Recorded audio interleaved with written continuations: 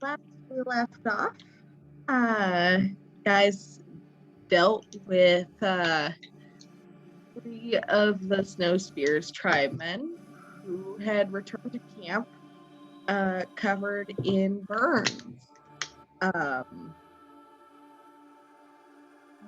Sending in the pixies to go eavesdrop on the conversation between the apparent leader of the hunting party and the leader of the tribe itself. Guys discovered that whatever had attacked these people was apparently a halfling that matched the description of your good friend Esmeralda. And you all knew that that was bullshit because she is not a mage. So a few of you went to go and help investigate along with a couple more tribe members, while Tobias and Hawk stayed behind, recovering from their encounter with the frost giant zombie earlier that day. You were able to locate your friend Esmeralda along with 2 other members of the Oak Father's children, and through some lucky rolling, you were able to keep conflict from breaking out between the 2 different tribe members. After doing a little bit of investigation in the area itself, you discovered some footprints that seemed halfling in size for a little while before transforming into boots and then disappearing altogether. You guys returned to camp with the 3 members of the Oak Father's children in tow, and were able to discuss with Nethai the voice a bit about your time with the Oak Father's children and Esmeralda herself, defending her innocence. And with that, the entire tribe took a vote deciding to allow the 3 strangers to them to stick around so that maybe they could help remove whatever this threat is. With that, where we find ourselves now, it is now evening. You guys are in the tribe. You still have your tent set up. What do you guys want to do?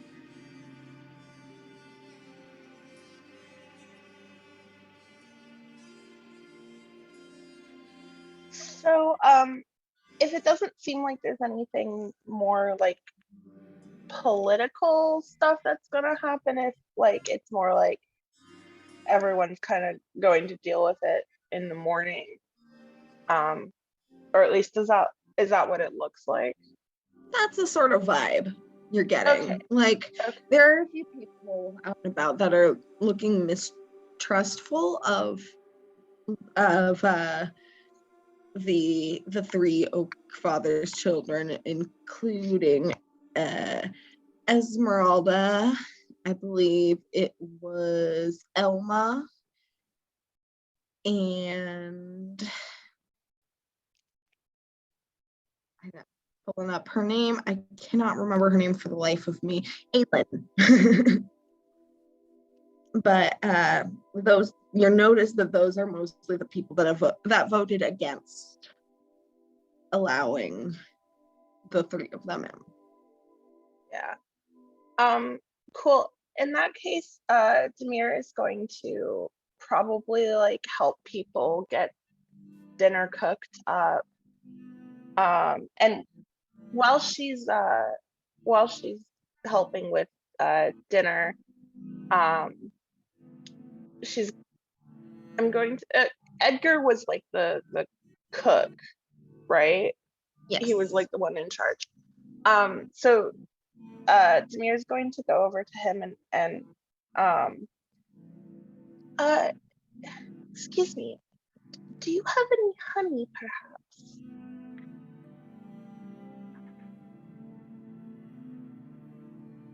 Not this time of season, I'm afraid. Thank you. And I'm Maybe going later to on the summer. all right, shukran, thank you. Then Demir is just going to help out cooking, and Okay. when she brings food to the wild roses, she's going to give that last piece of bread to Lish. All right.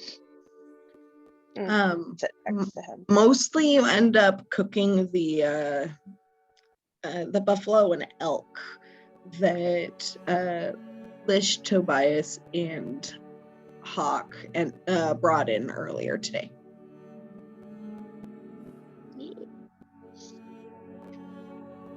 Those of us that were out with Esmeralda come into the town then? Yeah. Okay. You came back Okay. and helped. Esmeralda's kind of just sticking close to her fellow tribesmen, looking around and trying to be unobtrusive.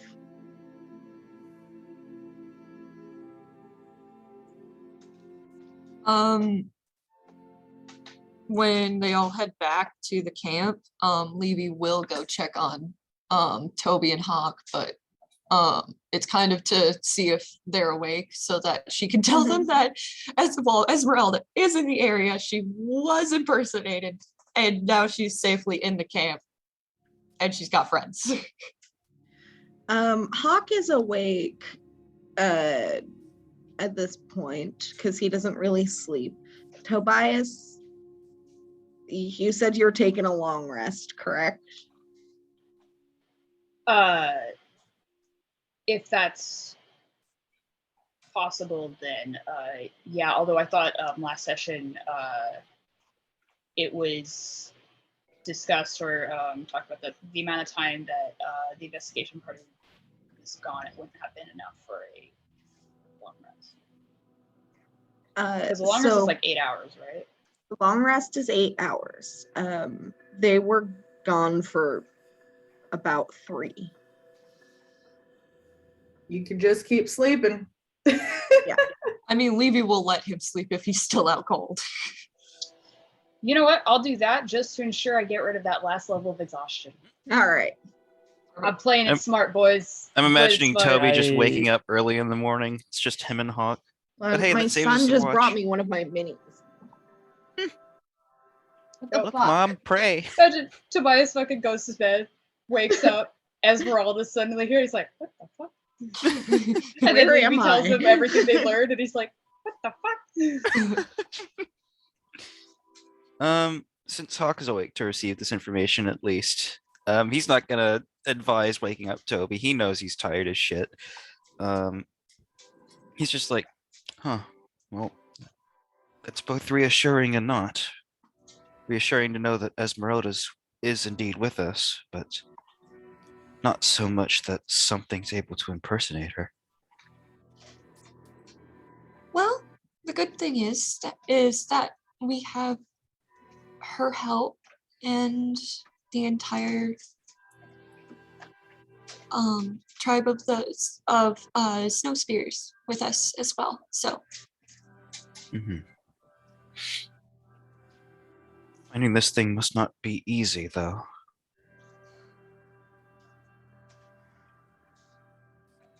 no. Well, we have been through worse. This isn't our first time trying to find something that no one could quite place. If you remember the fire thing back in the city. Indeed, I do. It seems that Esmeralda keeps finding things that don't want to be found with us. Hawk sort of like tilts his head contemplatively and he says, "You know, you have a point."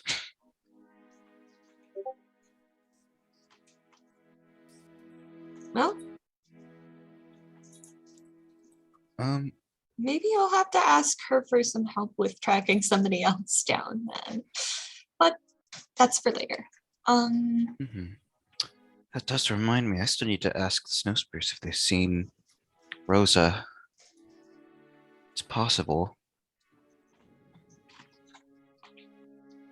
Could just do it now. There's nothing really stopping you. True, true.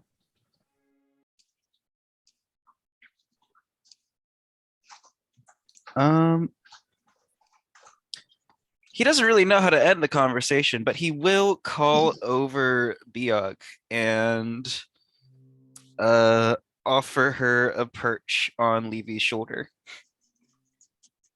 If Levy's okay with that. She will scritches. Levy looking learned and wise with an owl on her shoulder. Let's go. Yeah, I'll offer you an owl. Baby in owl. snoring times. Just- Tiny baby owl, yes. Baby owl. Baby time. And then from there, I think Levy's just gonna take like a bit of a break from strangers and stressful things and maybe sit in the tent for a bit. Okay. What do you do while you're in the tent? You eat because probably- Demir gives you food. And says eat. Eat over that book that she found at the Winter Lady's Shrine. All right. So while you're looking that over, do you cast any spells? Probably comprehend languages. So with comprehend languages, that certainly helps. Please roll an intelligence check. Just straight intelligence. Yes.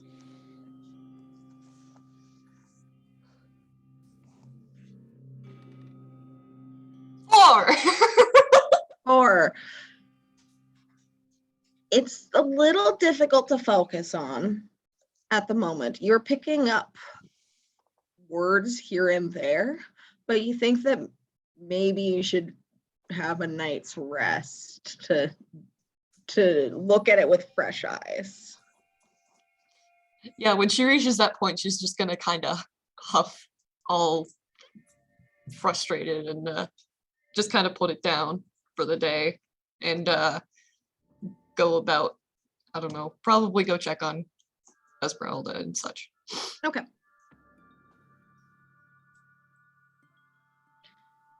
Anyone else? Demir hands Lish this little packet of bread, and Lish kind of looks at it confused, but then he unwraps it and he looks at it and he gets this look on his face that's just like so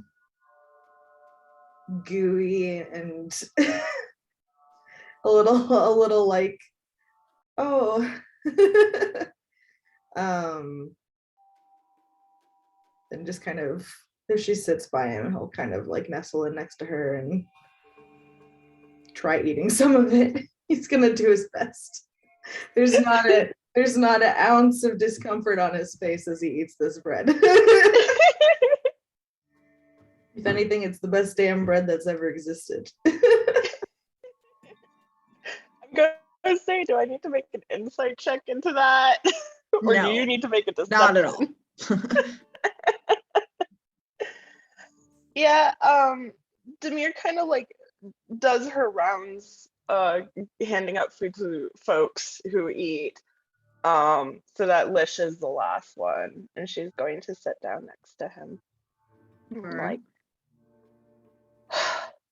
Kind of out of the corner of her eye, watching him a little bit, but like, more like focused on the food in front of her, but she's also like 100% watching him. All right.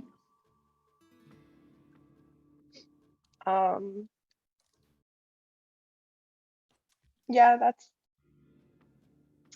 she's probably not gonna say anything. Just Aw, Okay. domestic. I think Aaron will probably stick with Esmeralda going into camp.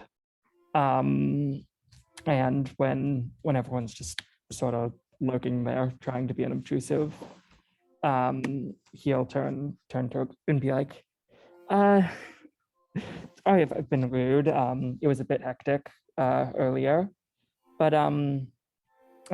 what are all of your names? Uh, the human woman says, my name is Island, and that's Elma. She points at the Fearbulk with like such messy hair, it's all hanging in her eyes. It's got like twigs sticking out. She looks very feral. Excellent. I don't think he actually has his diary with him right now. So I think he kind of just like pantomimes writing something on his hand. Esmeralda kind of just like looks at you and raises her eyebrows at that.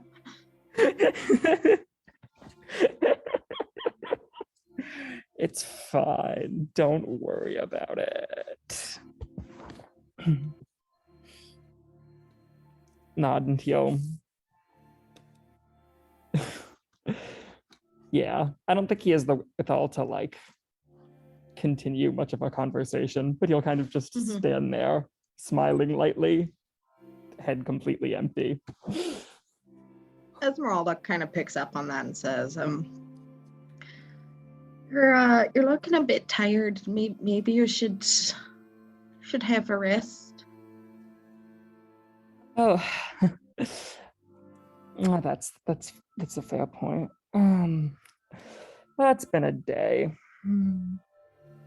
You're telling me. Yes, I suppose you'd know. All right. Well, hope you get spilled in nicely. And he'll just rub his face and start muttering a little as he heads back over to the tent. All right. Are you muttering in Celestial or in Common? He's muttering in Celestial. Okay. Let's see if any of the tribesmen pick up on that, because Celestial is a common language. Mm-hmm. Yeah, people give you looks. Excellent. Yeah, he's basically just kind of being like, oh, wow, Arthur's here. This is a lot sooner than I was expecting to see her. Weird. I wonder what that's gonna mean. And just All that right. over and over again.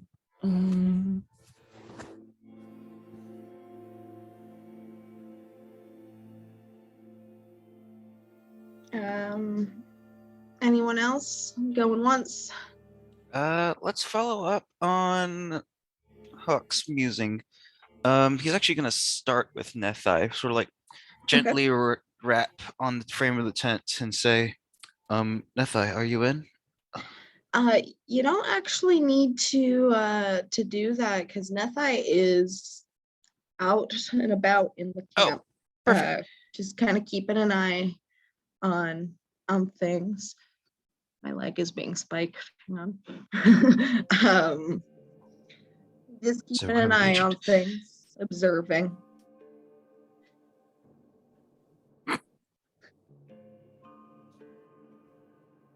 Avery's your son being a bastard. Yes.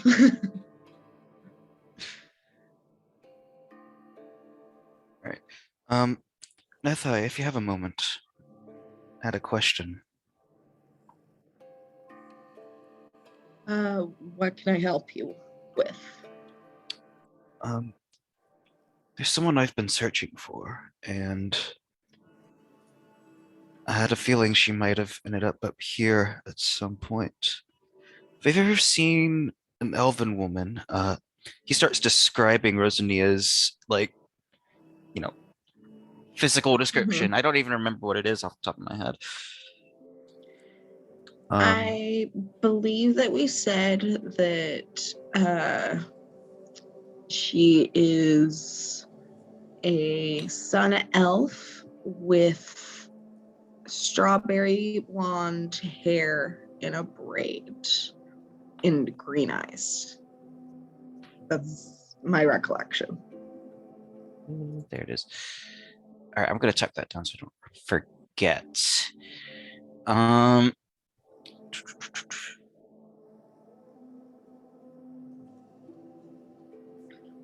Once he finishes that description, just like, can you run that by me again? I have the memory of a tadpole because it's early. A sun elf with long strawberry blonde hair, fair skin, and green eyes. Very blonde, braided hair, fair skin, green eyes. Okay, yeah. And after that, he says, I believe she once talked about being up in the unclaimed lands at one point. Well, that's what she called it anyway. And I was wondering if she might have come back at some point, or if you've ever seen her. Nethai thinks for a moment and then shakes his head and is like, sun elves don't usually come up this far north, to my knowledge. All right. I thought it was worth a shot, but thank you. Of course. Is there aught else around the camp that needs doing? Seems most of my traveling companions are more on the tired side, but I've still got some energy in me. Do you know how to prepare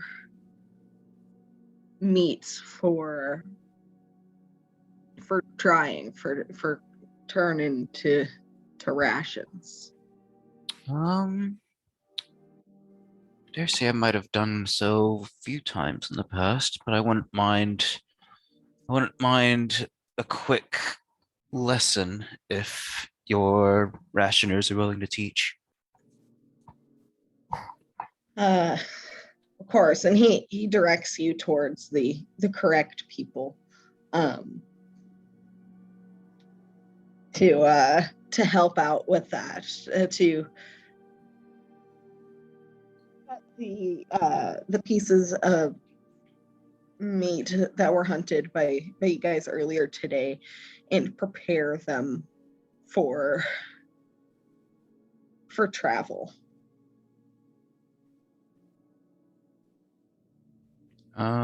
Hawk basically absorbs every last instruction and tidbit of information as if it were gospel and just like,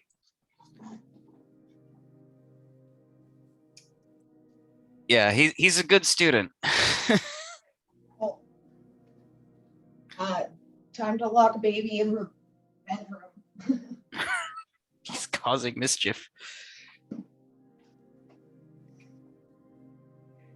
He brought me 2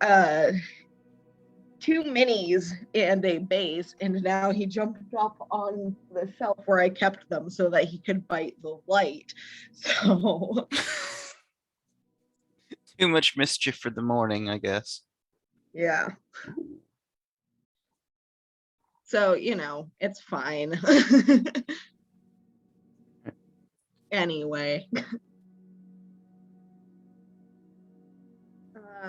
With that, is there anything more anyone would like to accomplish in the evening before morning?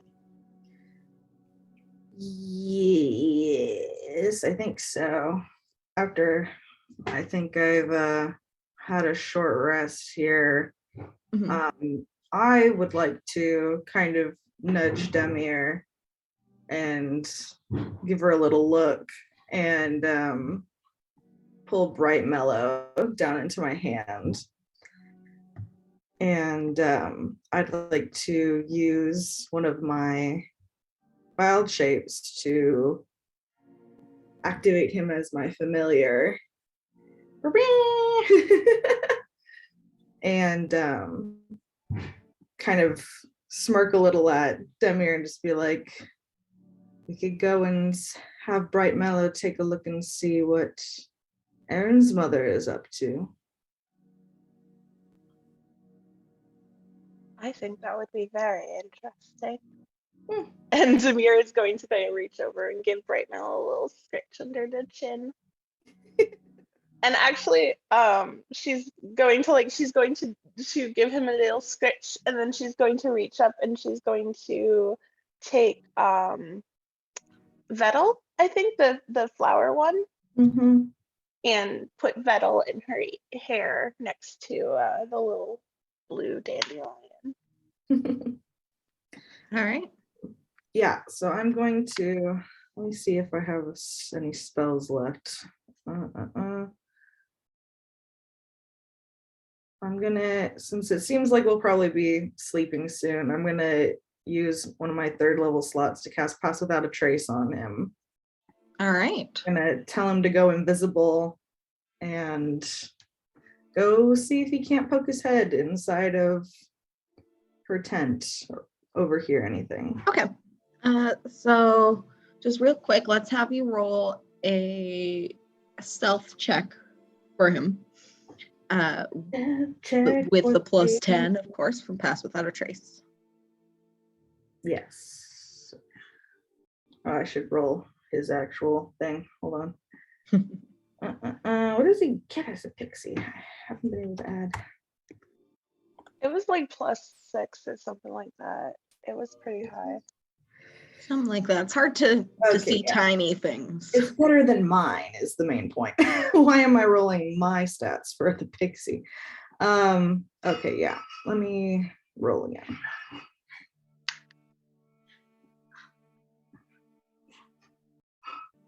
Okay. 26. Okay.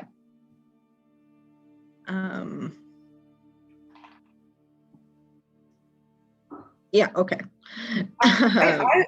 As a part of the familiar, him being my familiar, I can see through his eyes. Yes. I would like to do that. Okay. Dope. That's awesome. So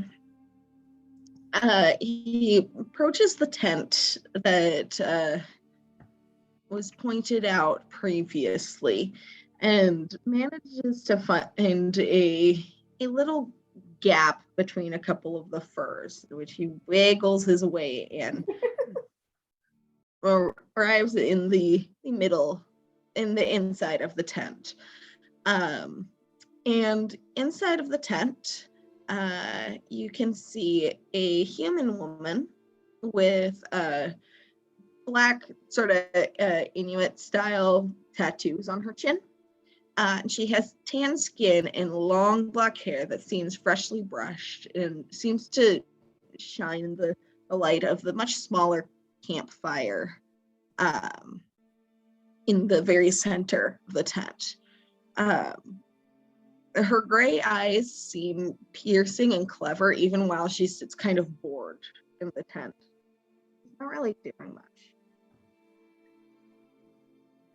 Interesting. Does she look like she's been crying? Does she have any like things scattered around the tent that look interesting? Any like papers or things she might have been working on throughout the day? Roll a perception check.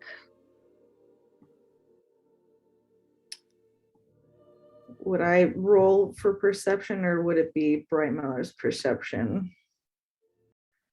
I think it would probably be me, right? Because I'm looking through their Yeah, eyes. that's my thinking. Okay. So you can roll Lich perception. Lichception. Not bad. 22. 22. there doesn't seem to be much within the tent, given the nomadic lifestyle of these people. They don't want to have more than they can carry. You see a bedroll in there. You do manage to find what looks like a half-finished weaving of some sort that is just sort of ditched in the corner, and it's clear that she grew bored with it. And as you watch, she's just kind of sitting there and like disassociating as she like stares into the little fire to keep herself warm. And then she kind of like blinks herself out of it, stretches, and then adjusts so that she's in a proper meditation position and starts to try to meditate. So. Lish will say to Demir as he's meditating into Bright Mellow's eye, he can't see or hear, but he can speak, and he's gonna say, "This is boring." To Demir. Demir is, did he tell her that he can't hear or see her?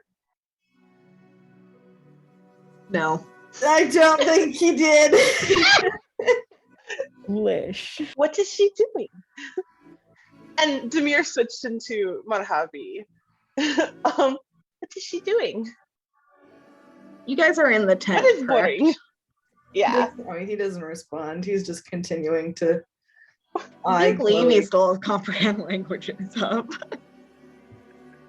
Is Levy there? I mean, they're with us? keeping it quiet. They're not like, Okay. they're not being Yeah. open about it. No, this is a 2 people in the tent situation.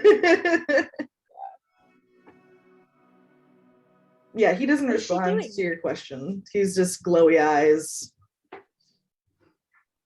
What color are your eyes glowing? Just like very, very white glow. Not very bright, but just kind of pupilless. Demir is going to reach out and poke him. He's gonna smack your hand.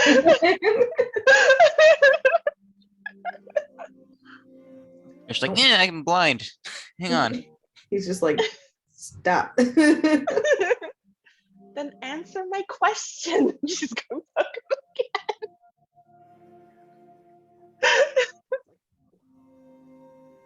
again. He's gonna pull out of the vision trance and look at her like, what? What was she doing? Sitting there? That's it? Appears that way. That's boring. Sorry. That was Avery having a moment. Well, that's boring. She doesn't have anything interesting to look at in the tent. She's just sitting there. Being avoidant. Maybe. Did she look like she wanted to leave, or that she was just kind of perfectly content being bored in a tent? Did she seem like impatient? Roll an insight check.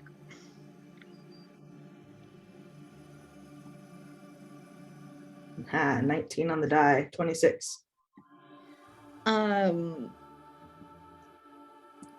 She did seem kind of impatient, like she was looking for things to do, but she doesn't really want to have to go out. She's being very avoidant, it seems. Well, at least that's something they have in common. Just gonna say, it seems like they are related. Womp womp. Hmm. Do you think we need to do anything to facilitate the meeting?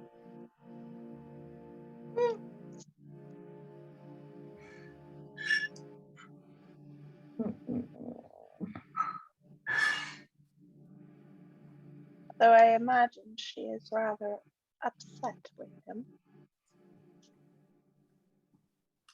Who isn't? Truly, at this point, one has to wonder. Well, Bright Mellow is in her tent. Can you leave a message? Could cause some confusion, but I don't know if the others would approve. Maybe just leave some hints. I think more than anything, Aaron should be the ones to disrupt her.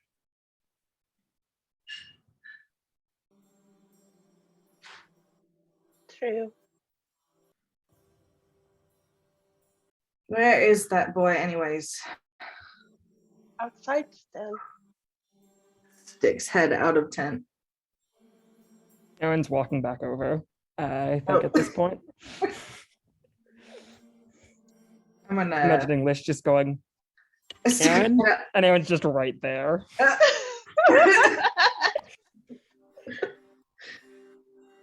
Hello?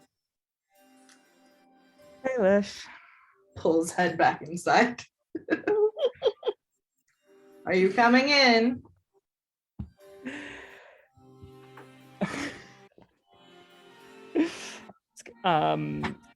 He's gonna say, actually, I think I might stay out a bit longer. Lish is gonna grab Aaron's shirt and pull him inside the tent.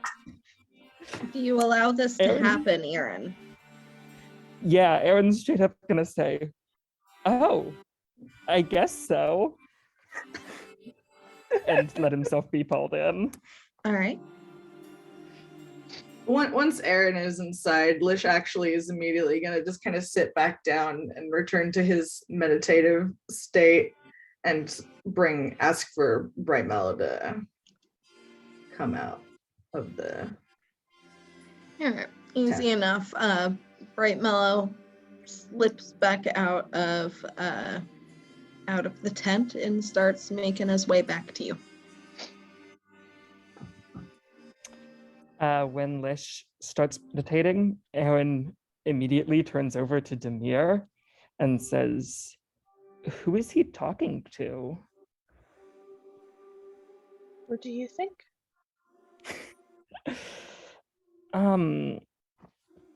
Well, I don't get the impression he can really freely talk with any of the court people he wants to. I really don't know how most of this works. But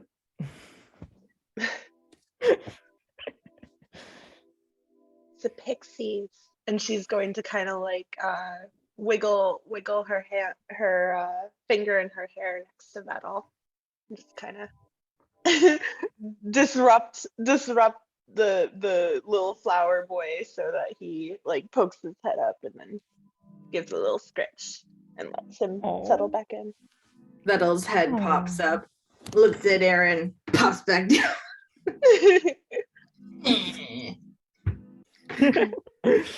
Aaron's like, oh.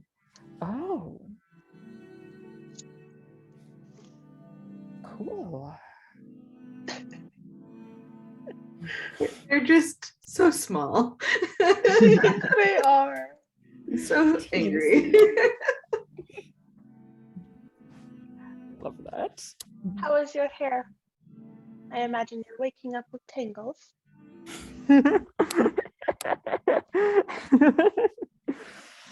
He's gonna chip and say like, oh, I can't say it's been the most forefront thing on my mind, but yeah, I guess I have.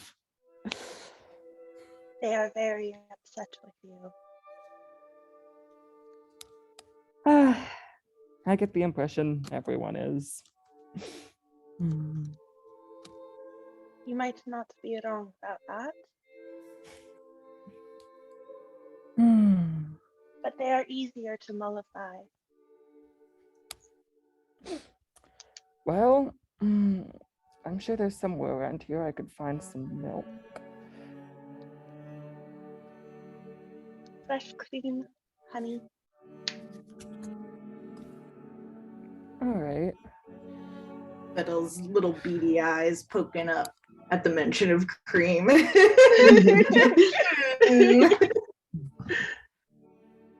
Well, maybe I know what. And he's gonna smile, and he's kind of realizing that he hasn't been doing anything helpful around camp the entire time they've been there. And he's like, well, maybe I know what work I'm helping with tomorrow.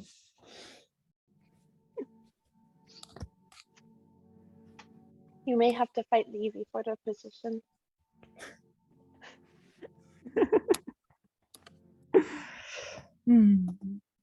Has she been enjoying the goats? Very much so, I think. Oh, I could see that. I'm sure she's had a lot of experience with them. It seems from her time on the farm. Oh, yes, You yes. should ask her about,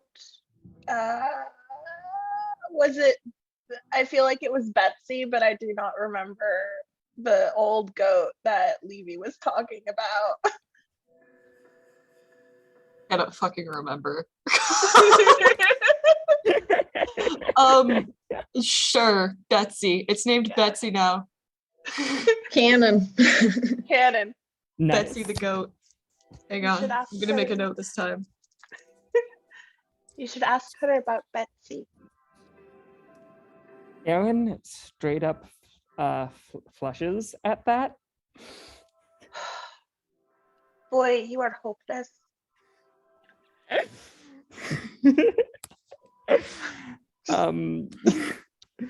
Is that a goat? Yes, that is a goat.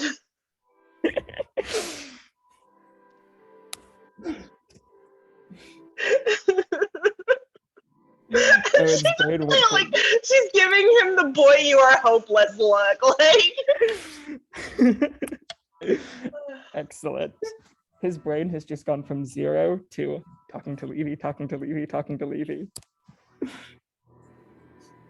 okay. Oof.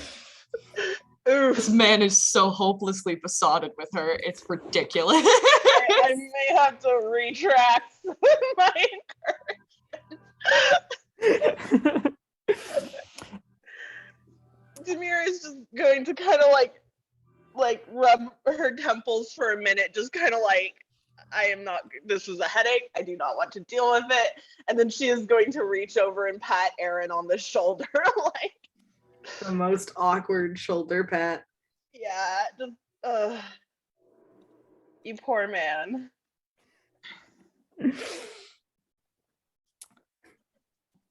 You should get some rest. Yeah. I think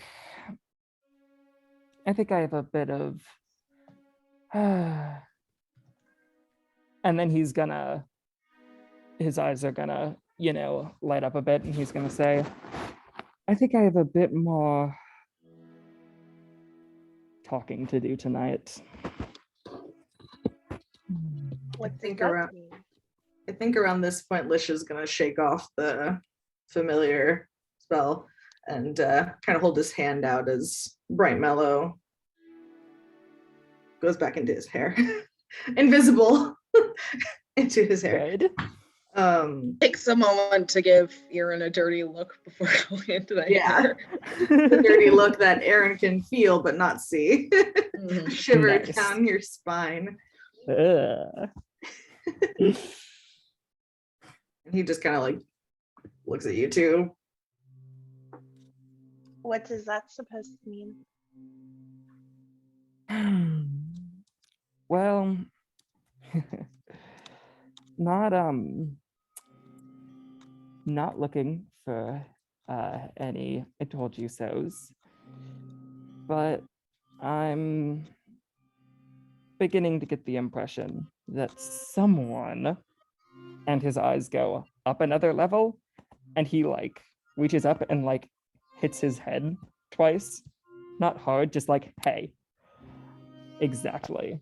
That someone hasn't been telling me everything.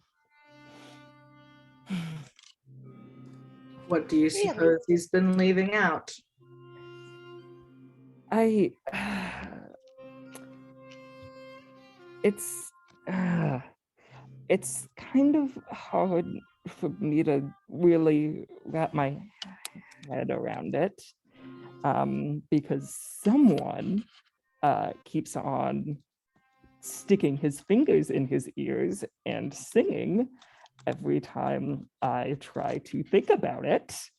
And he's just glaring into the middle distance while he's saying this. But with Smolder earlier, I didn't that seem suspicious to you two? What aspect? I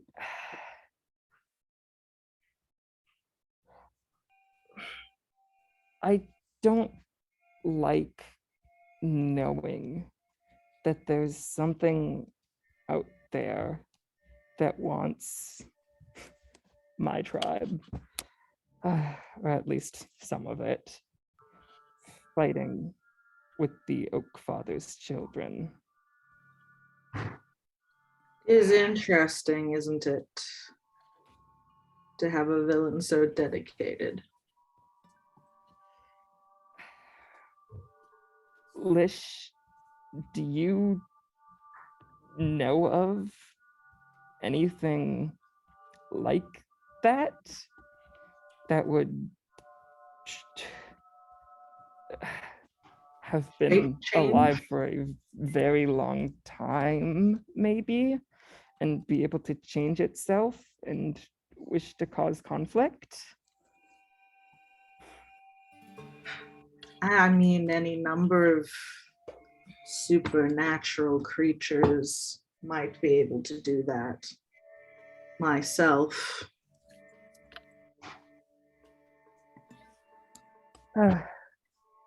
Anything Yeah. similar in nature. But I don't get the full feeling that this is Fae. This seems a bit more malevolent. It its goals are certainly, it wouldn't be good. That's for sure. Hard to say.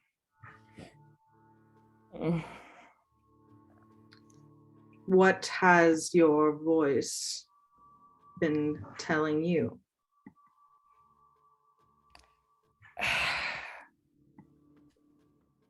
Well, to start with, not much. But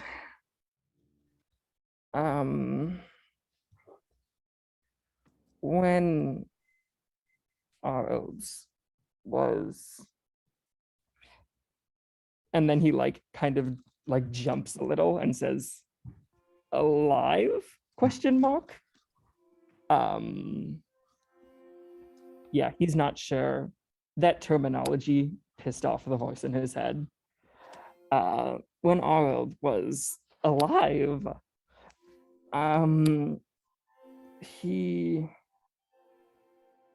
there were other people, other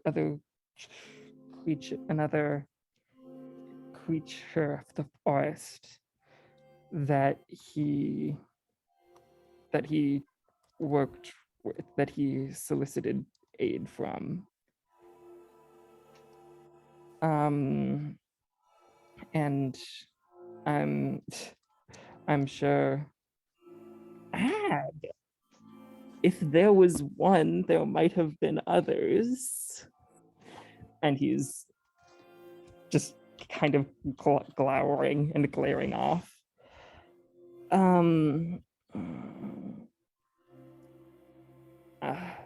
I know.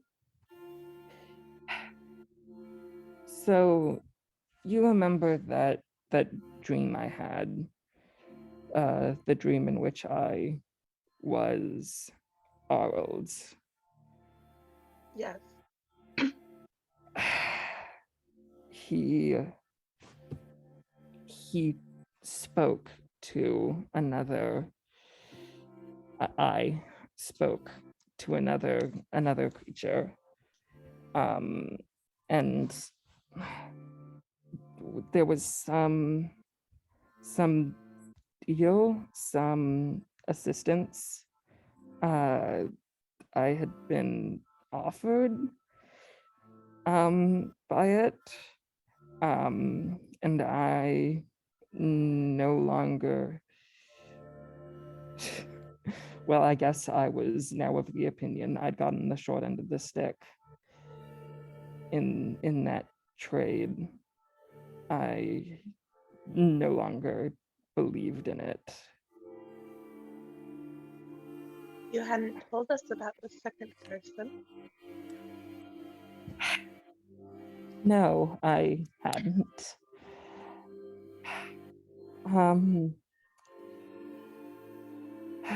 If I can be perfectly straightforward, I wasn't sure what to do with that information. I'm still not very comfortable with the idea that Arnold, of all people, could have been tricked. But if he could have been tricked, then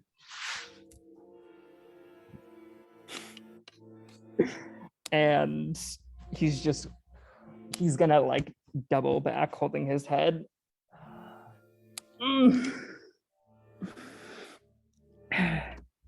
Well, then anyone could be.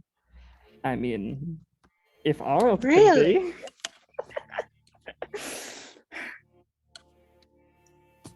I don't.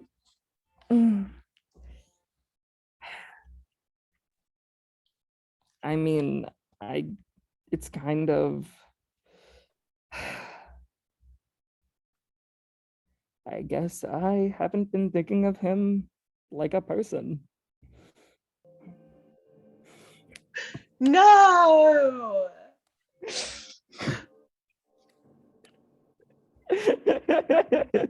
That's character growth right there. fucking round of applause for that one. We have a code 4. He's developing. Imagine such a thing. I don't know if my mic even picked up my claps, but I swear that I did them.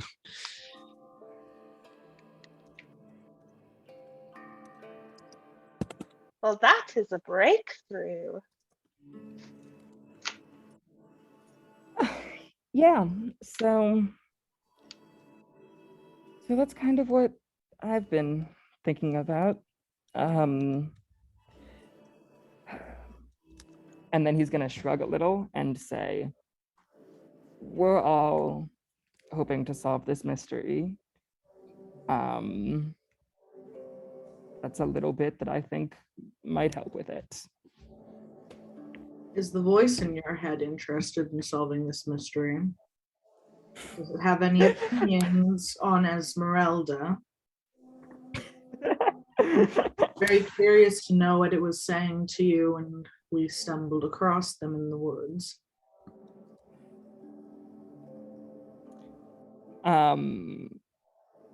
Yeah, his eyes ratcheted up to full brightness. And he says, we don't want anyone to get hurt. And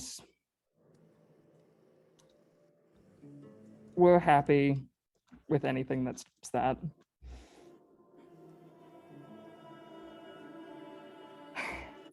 And then he's going to yawn real fucking loud.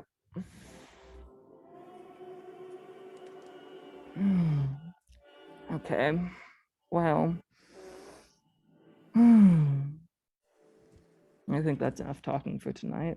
Have you gone to check on your mother yet? I do think that she's been waiting for you. And Aaron at this point has started crawling, has started just crawling over to where he's sleeping. What? Yeah, he's just leaving. Sorry. He's gonna say, I told her I was here. She didn't If you look think it's a very entertained. She looked quite bored. Perhaps you could liven up her evening. And he's gonna actually, I'm gonna roll for this. Roll to be an asshole. Oh, he's gonna be an asshole either way. The question is just he's rolling a procrastination check. you get it. That is okay. That's decent. Yeah. He actually kind of jolts up. And he pulls back and he does not seem. It seems like instinctive, like he did not consciously stand himself up. And he's like, oh, you know what? Maybe that's a good idea.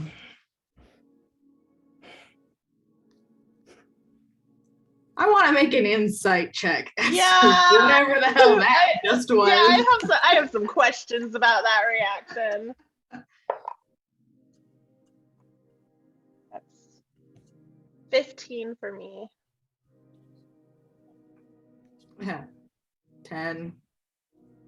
Ooh. I also got a 15.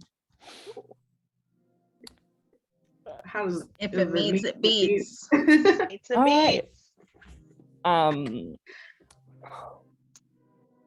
You know when you like touch hot stove and then you just instinctly pull your hand back. Mm-hmm.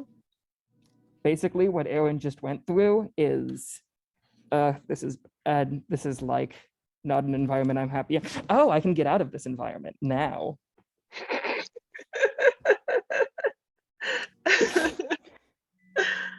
Oh boy. Demir is just going to kind of like, oh man, I don't even know. Like she's not going to stop him if he's leaving the tent. As much as she's just going to go watch and just like, we're not going to see him again for the rest of the night. I bet you he's going to sleep out in the snow. Don't sleep out in the snow. I bet he will. He's still standing. Does Aaron leave? Right. He's standing. He's making there. his way out, I think. Yeah. Aaron, you better get back here at the end of the night. So here's a fun fact, by the way. The rules for extreme cold in the Dungeon Master's Guide say that whenever the temperature is at or below 0 degrees Fahrenheit, a creature exposed to the cold must succeed a DC 10 Constitution saving throw at the end of each hour or gain 1 level of exhaustion. If you want to go down this amazing. route, Aaron still doesn't have any winter winter clothes on. Yeah. He does. Do you want to go Fun down this errand route, facts. Erin? Also, doesn't, if I remember correctly, doesn't Aaron have a level in exhaustion right now? Yes. Yes. Level of exhaustion. If you get up to 6 levels of exhaustion, you die. Checks out. Okay, Lish is going to catch Aaron by the wrist if Aaron tries to leave. I mean, I don't want to tell you what to do or anything. I just thought I'd share these irrelevant fun facts. Avery doesn't want to tell you what to do. Lish, however. Yeah, Lish is gonna catch your wrist and just be like, Aaron just Give- looks at him.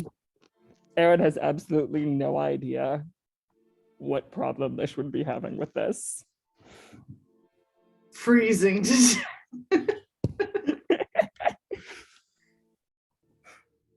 Yeah. Maybe tomorrow. Lish just kind of looks at him and is just like, I only ask if you're going to see her because you seemed so keen about it. That's all. I have important stuff to talk to her about. But you want to wait? And he'll turn around so he's no longer facing out and being held, and he's just, I guess, facing inward. Held, and he's like, well, I'd love it if it was when she wanted to. Could be a very long time. It could be.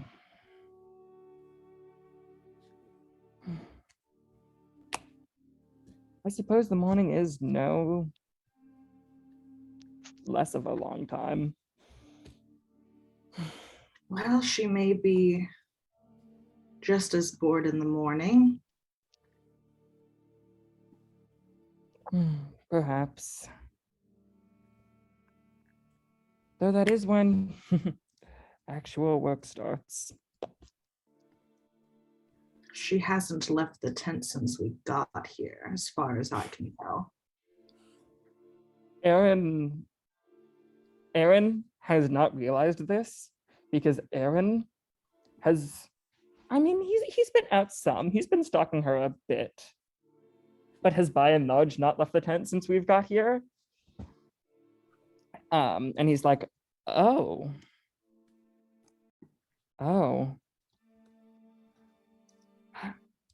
And then he's gonna look dejected and be like, I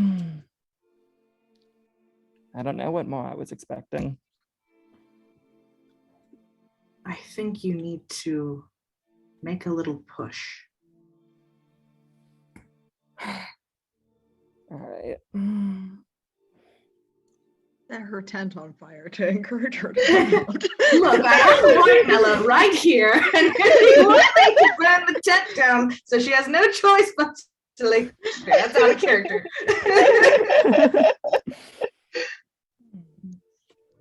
I'm gonna say, I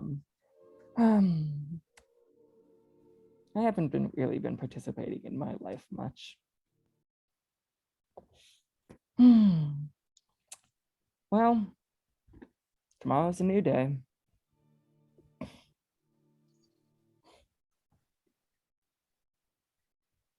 Lish will kind of look at Demir like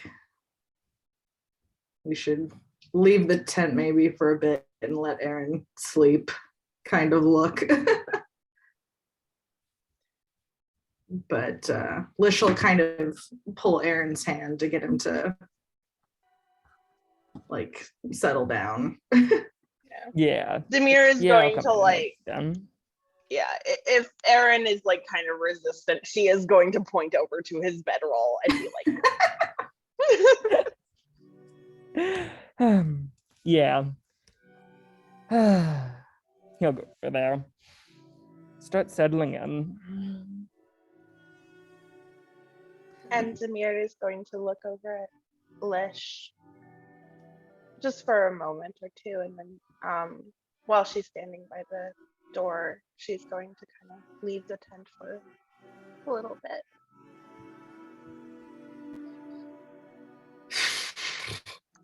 Alicia's gonna pop out. I mean, nobody else is in the tent still, but it's getting late, so I think he's gonna go around and start herding people.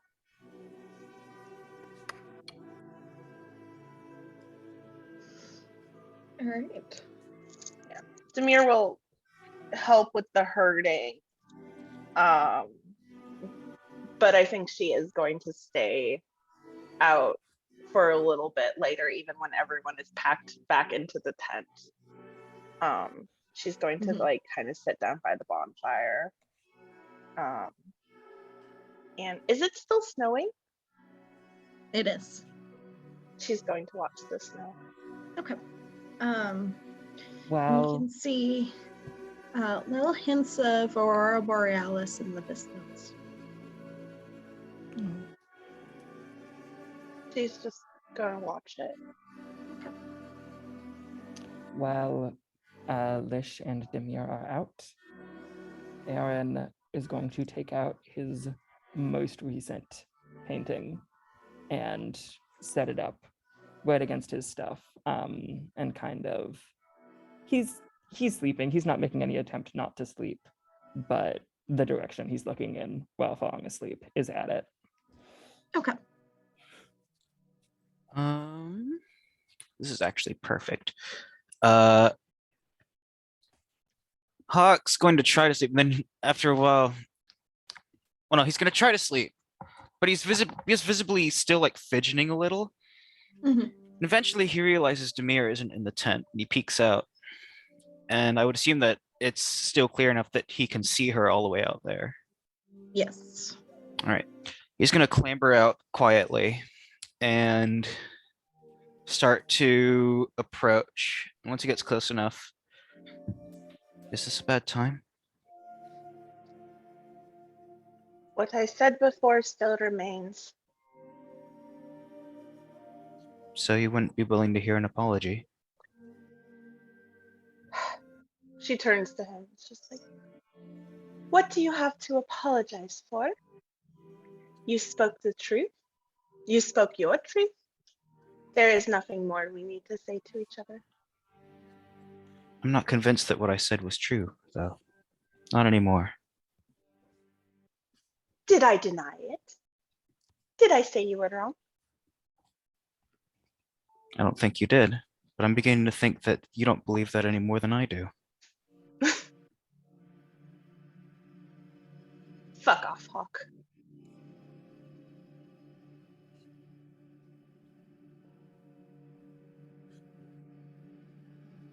I was still wrong, but okay. And with that, he just heads back into the tent. All right. Demia, do you do anything else while you're outside? I think she's going to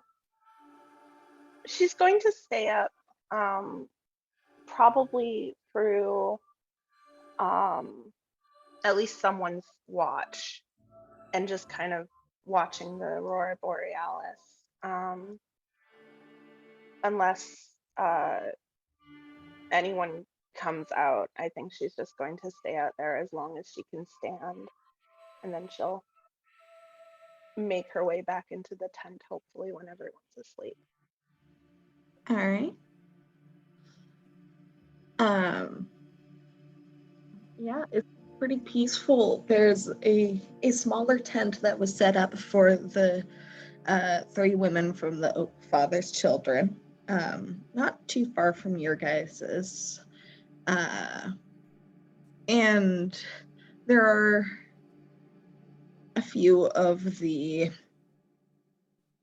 burlier types of the snow spears keeping watch as well.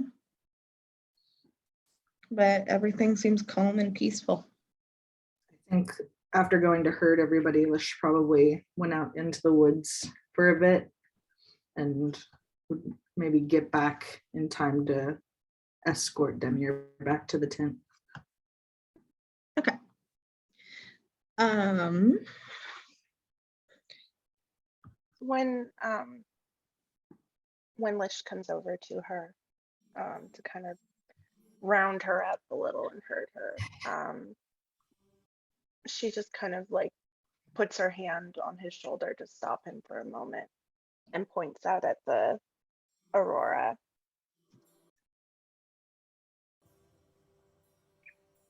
It's not as vibrant. It's not as close.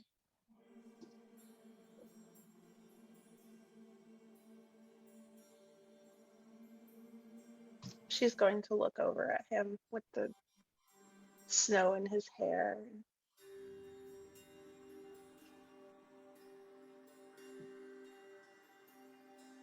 She's going to rest her head on his shoulder.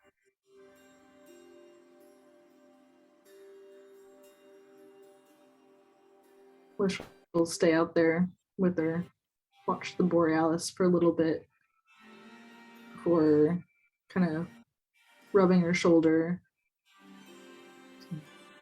You don't want to be exhausted either. Let's get you to bed.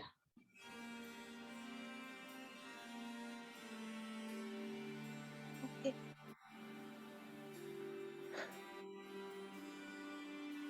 Give her a little kiss on the temple.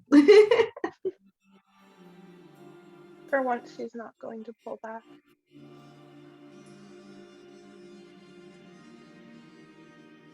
Herd her back. Make sure everybody's warm. so you both head back then. Yeah. Yeah. All right. She's just going to kind of pull him to her bedroll. Cuddle paddle.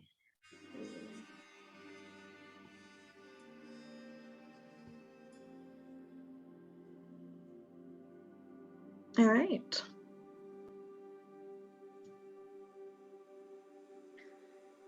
So, as the morning comes,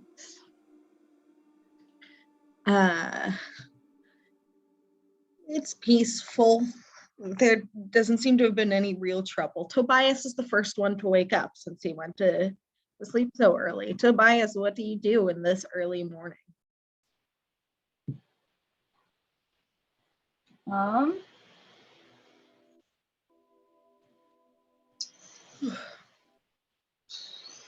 Probably.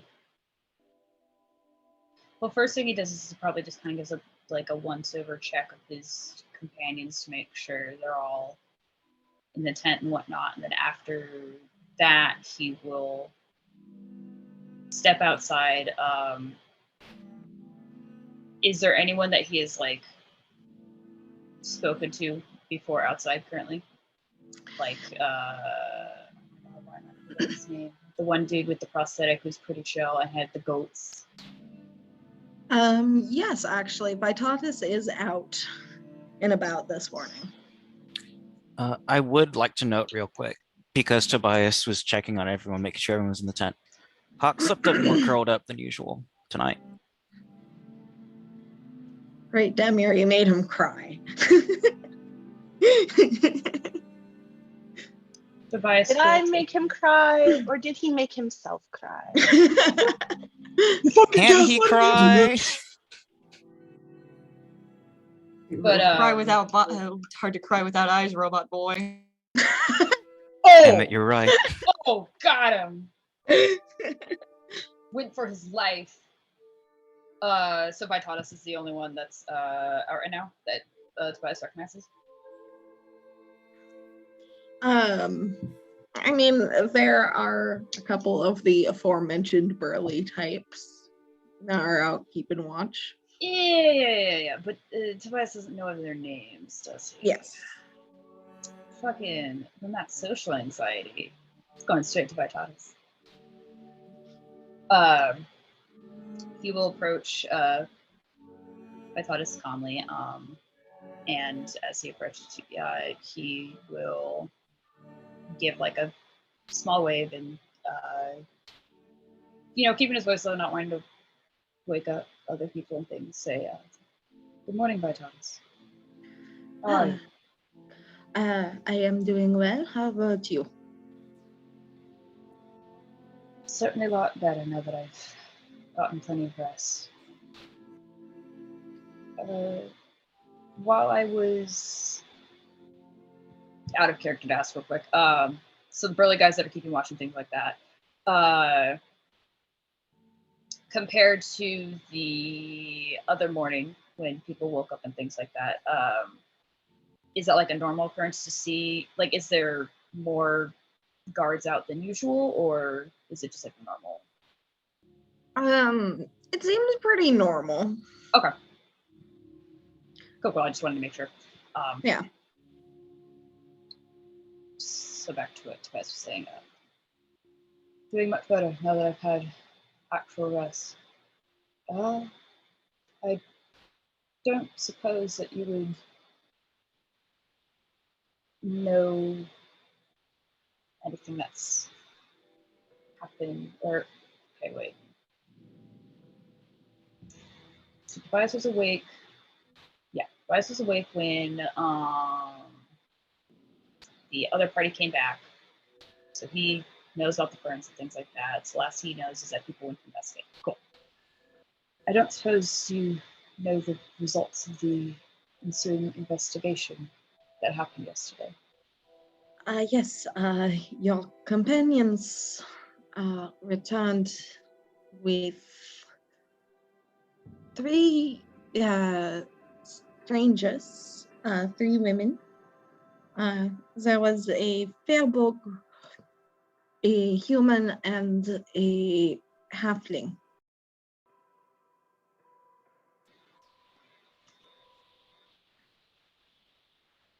They found strangers out wandering in the woods. Yes, your friends seem to imply that they knew them, and so we took a vote to see if they would be allowed to stay to help deal with whatever issue is happening, whatever through those fireballs.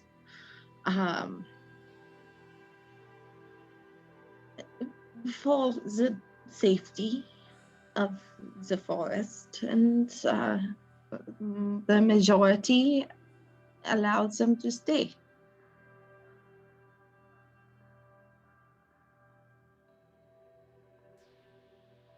Let's see. And where perhaps are these guests staying currently? And he points at the smaller tent that's near your guys's. Okay. And it doesn't look like there's any activity inside or around that tent. Not that you can hear. Okay. Roll an insight check, just general. Just to humor. Okay. Mm-hmm. Insight. That's a natural 20, baby. Natural That's a 20. 21. Vitatis does not seem to mind their presence. You do notice that of the guards that are there, keeping watch over the camp while everyone else is sleeping, they are keeping an eye on the tent, and you get the impression that maybe Nethai encouraged them to be cautious around the newcomers, just in case, just to keep an eye on them.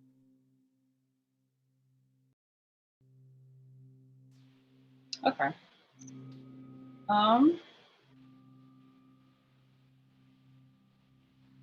Did you by chance get the strangers' names?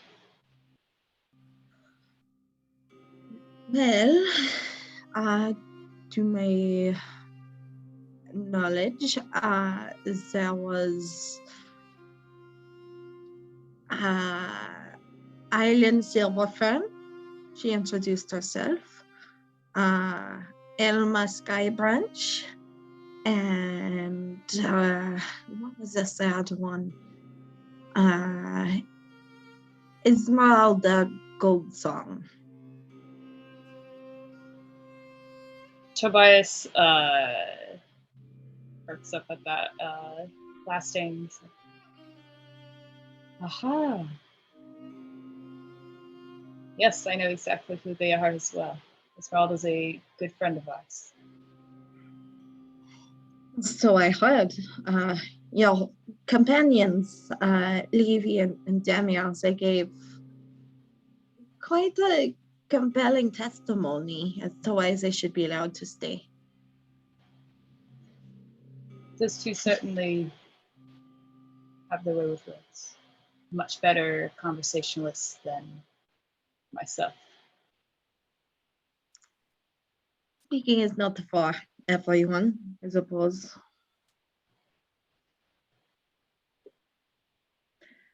For example, that Fjellborg hasn't said a word since she got here.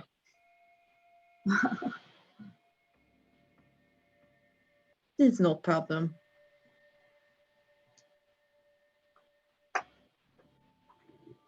It is what it is. Is there... Some are more inclined to speech than others.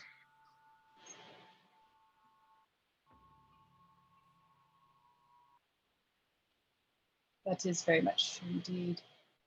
Huh? Well, I suppose while I wait for the others to rise, would there be anything that I might be able to assist you with? Do you wish to go hunting today again? I can do so if that is what you require. It is up to you. You are a guest here.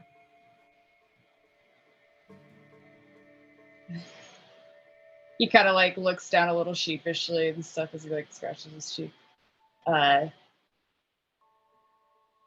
is true. I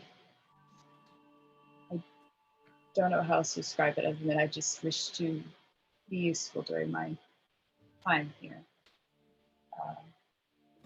If the tribe needs assistance in hunting, then I will gladly give it. If you wish to go hunting, the parties will probably be ready soon. Otherwise, if you wish to explore the areas, there are probably plenty of things.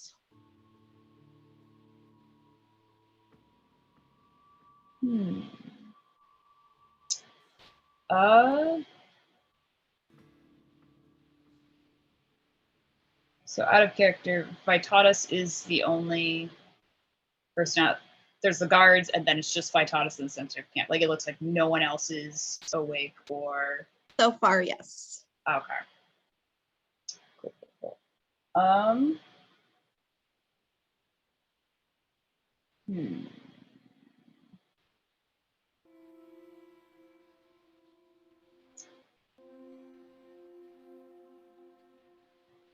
Well, I suppose I shall await for either a hunting party to gather or for more people to rise. And so Tobias will just kind of hang out with Vitatus next to the campfire until more people wake up and whatnot. Back to the cuddle puddle. His goat seems less interested in your cloak today, but rather in Vitatus's dress. So you're spared that as you make chit chat. Oh, I'm so glad to know my cloak is spared.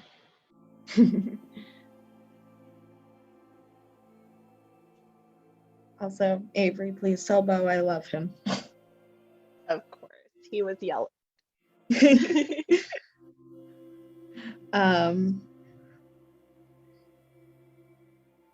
Let's see.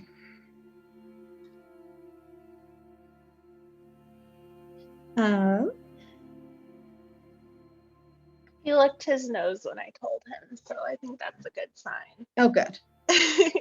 I do have I do have something that I wanted to have Demir do Okay. when she wakes up, but I assume that is on the later end. So people waking up. I was going to offer Tobias the chance to go hunting. Yeah, he wanted. A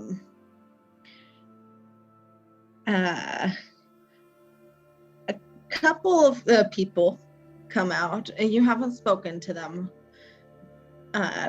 before. But Vitatus is happy to introduce you to them. There is a man who's leading the hunting party, named Voislav.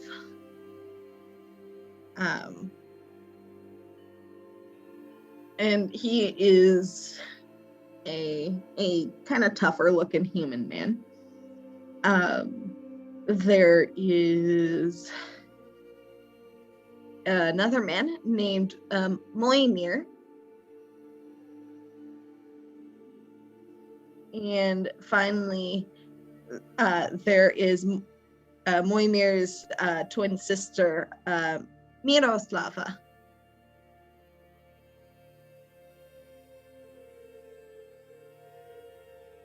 And they are all the hunting party for today.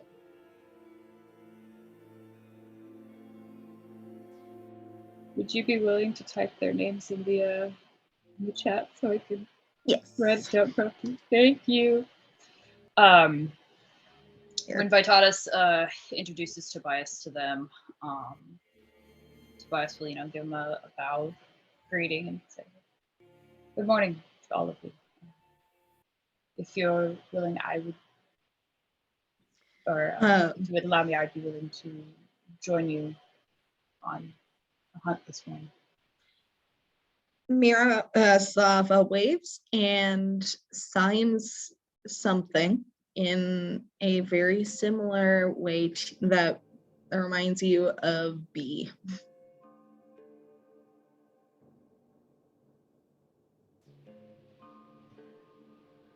Ah.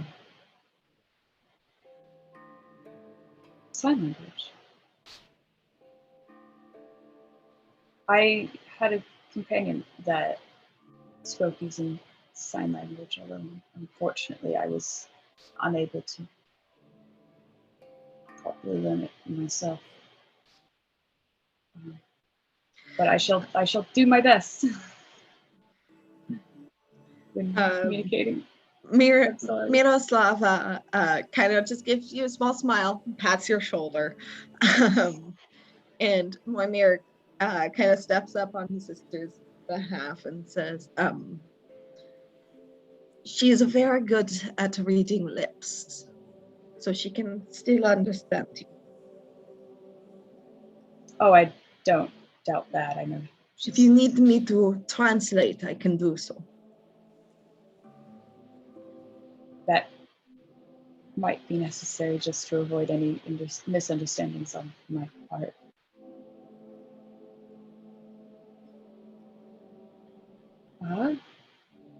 I suppose then, is there anything else that needs to be done before we head off?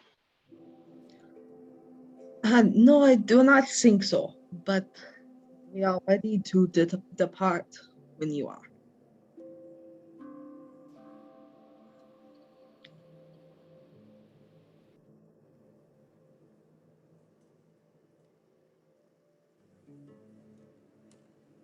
Are you ready to go, Tobias?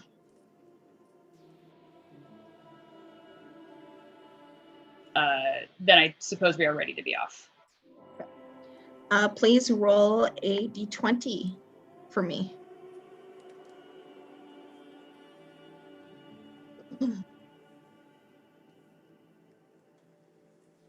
You know what? For the hell of it, I'll use the Tobias stuff, or the cool dice you just gave me. All right. Aha.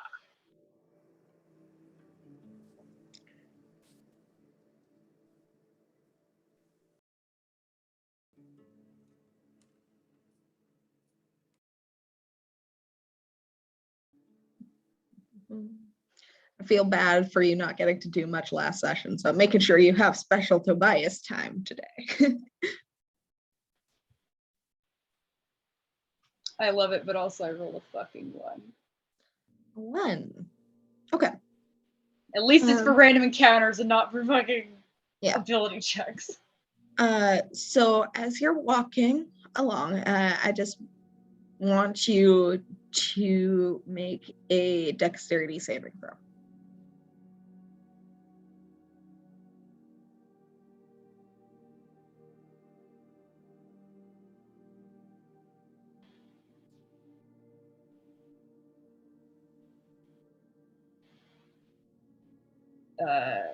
Did it pick up a 15? Yeah, you're fine. And it wasn't difficult DC. So as you're walking along, you are being careful about where you're walking, keeping an eye out, and you see something in the snow and avoid tripping over it. It's partially protruding from the snow, and it's that kind of an angle. It's not very big. Okay, and is it like clear that it's not like a stick or a rock or anything? Yes. Okay. I guess by that I just mean like its shape isn't like what you would like a rock or a stick with ground and snow. Tobias will kind of like use his boot to shift snow off of it just to see what it is. You can see that this appears to be the frozen corpse of a long dead explorer.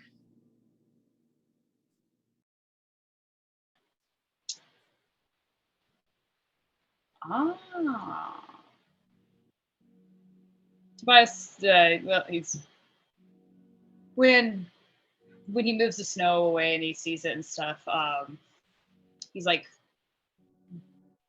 briefly surprised, but more so for the fact that, oh, that's what I almost tripped on, rather than, oh my god, a corpse. Mm-hmm. When he has like a small backpack and a few pouches on his belt.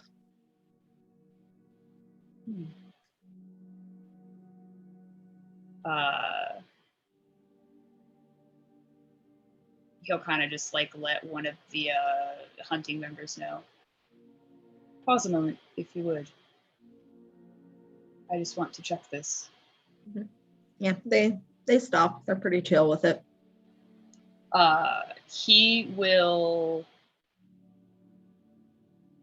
He'll go through the pouches and stuff to see what the adventurer had on him, because it's like, listen, the adventurer's not gonna fucking need that stuff anymore. Second of all, I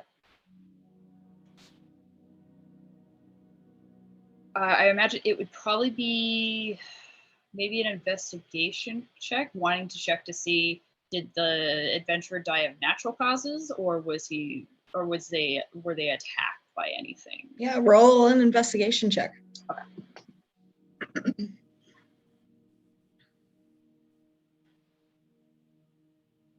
Wow, that's a 23. I'm rolling good today. It's given the position of the body and the way that the coloration of the skin, it seems like he died of exposure.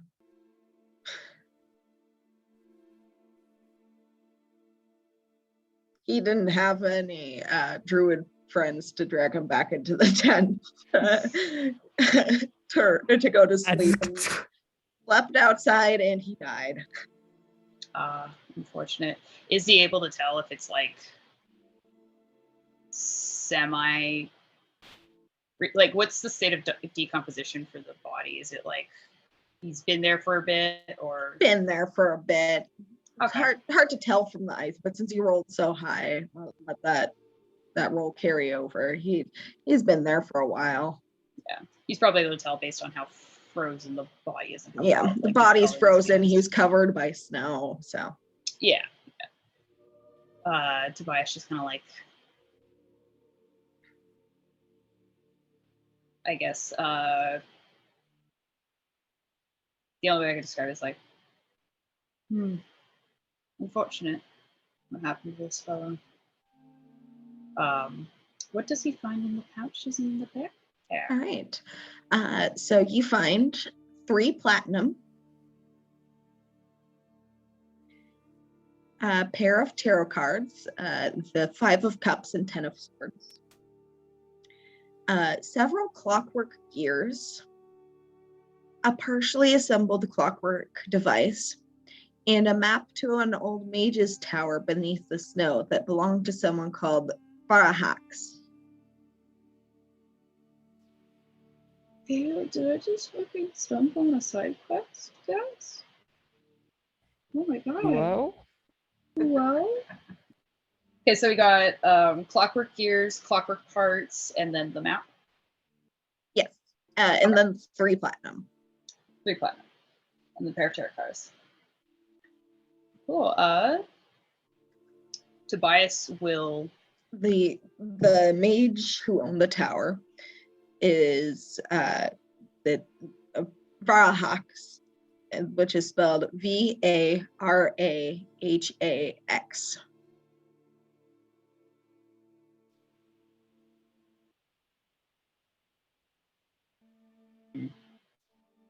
What check would that be to see if like Tobias might have heard of this fellow? History check. History check. Okay. I'm gonna give it a shot, even though I don't know.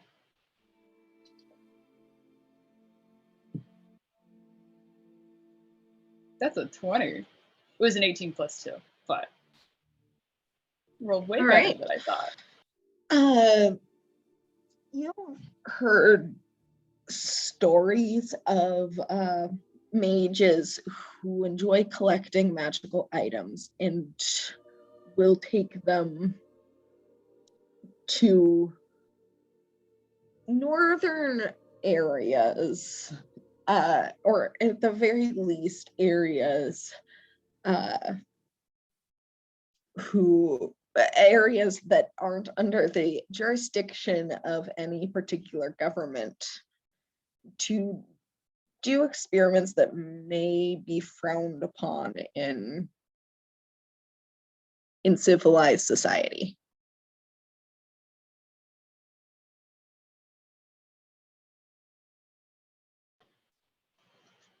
Ah, out of character. I see. So this is it's essentially a map to a tower for a dude that does morally questionable things for science. Potentially. Since you rolled a 20,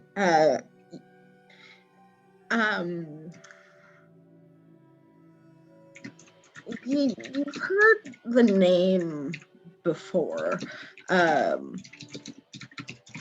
He tend to be more interested in magical objects rather than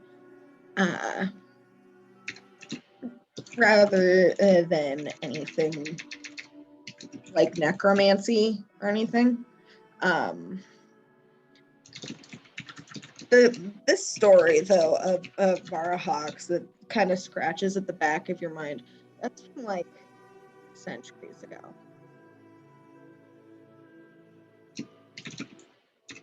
So kind of putting that together, looking at the corpse, you figure, oh, this guy is wanting to look in the remains of Varahax's tower because he's probably long dead, to find any cool objects. He's looking for the loot drop. Oh fuck, I just realized I didn't mute my mic, so you guys gotta hear a lot of clacking. It's fine. I'm sorry about that. I thought I clicked it. Well, Tobias just kind of looks at that guy and goes, Unfortunate that your journey ended here. But make a this. And then he will bury the body back under the snow, kind of just like recovering. Because even though it's not a grave, it's like, you know, Mm-hmm. covering the dead, let it go back to decomposing and shit like that.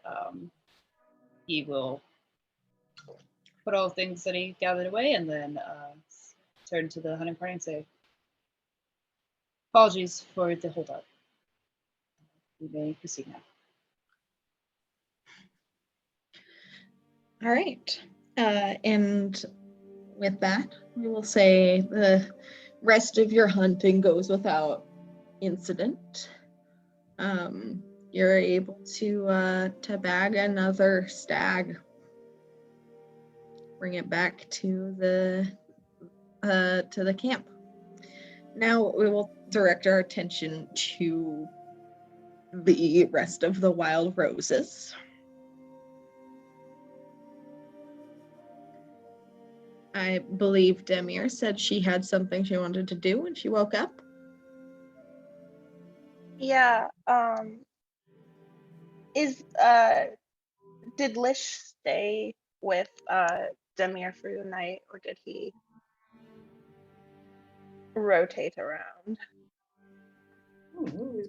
And drags Demir into the center of the cutter puddle and hunkers down. And he'll be staying there as long as people stay around him, probably. I'm just going to assume that Demir is like one of the last people to get up. Just because of the fact that she stayed up later.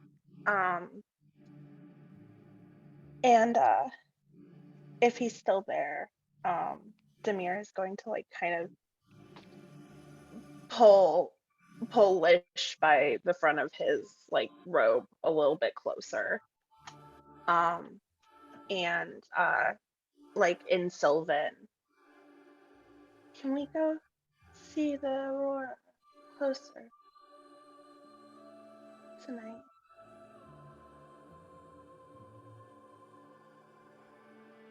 Lish kind of looks at her curiously, his eyes opening up from his definitely sleeping.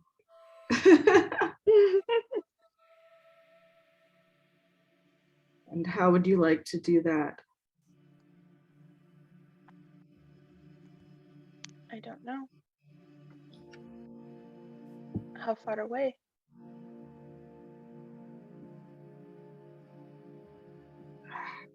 I'm not certain.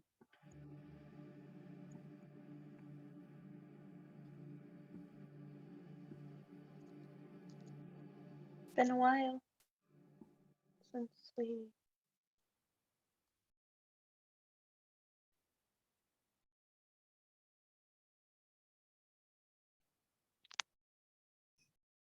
did any sort of magic.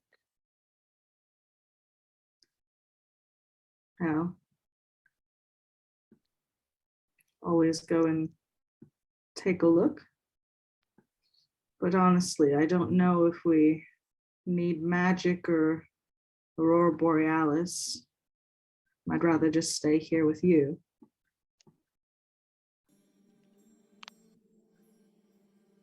I want to go see it. Well, I will do my best to get you closer then.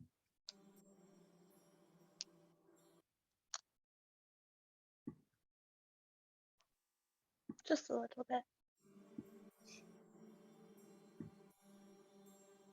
We'll see.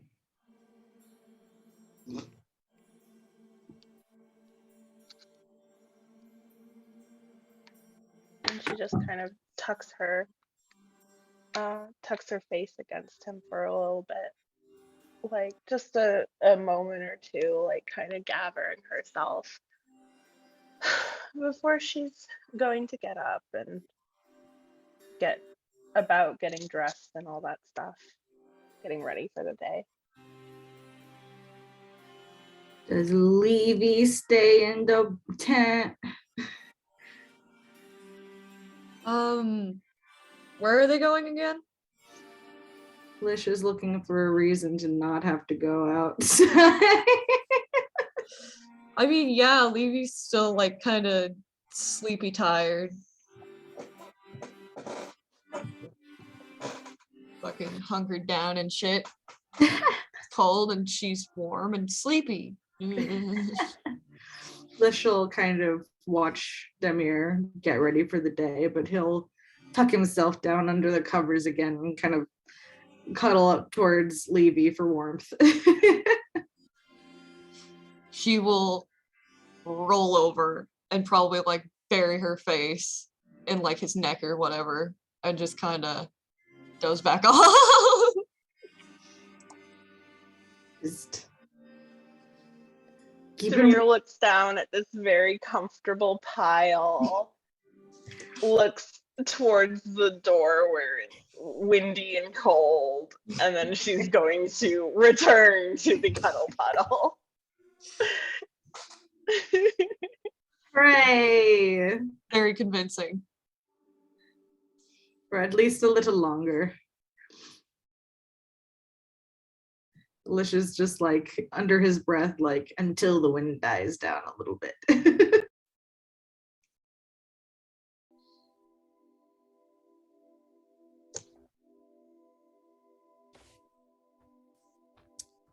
I think though after a while of kind of cuddling up and waking up more fully, Lish will kind of open his eyes again and he'll like look around the tent and like notice that Tobias is gone and he'll be like, hold on a minute. Like, the fuck did the boy go?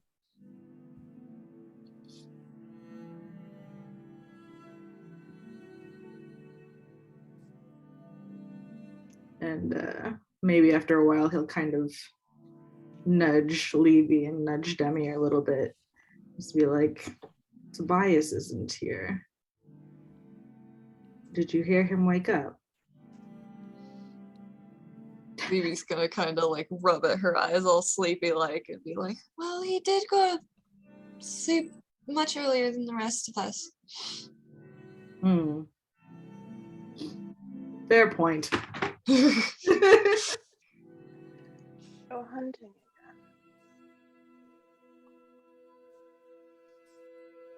We just brought back a giant bison and an elk.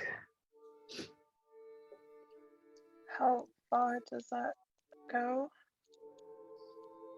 At least today. He does like to hunt. He can just do things he likes, you know?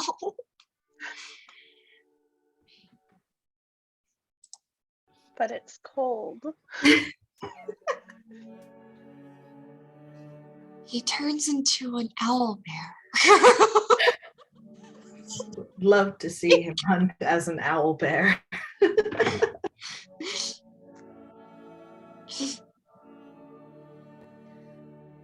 All right, it's about time to wake up. Yeah. So get ready for the day. Lish pokes his head out of the tent to see what's going on outside. So the camp is slowly coming to life. There are people milling about. Aaron's mom is still not outside.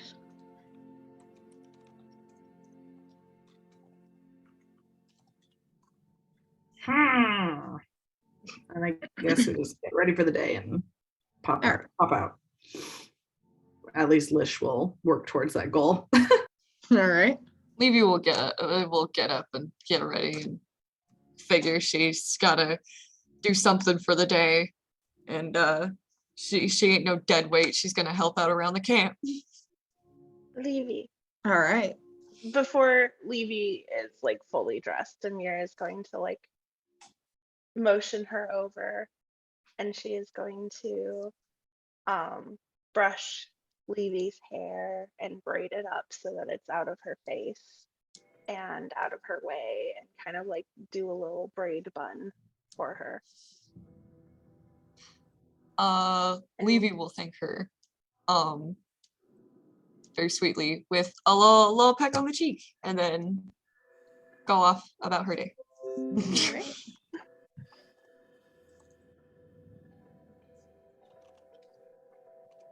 Demir 100% return that little peck on the cheek with a little peck on the forehead.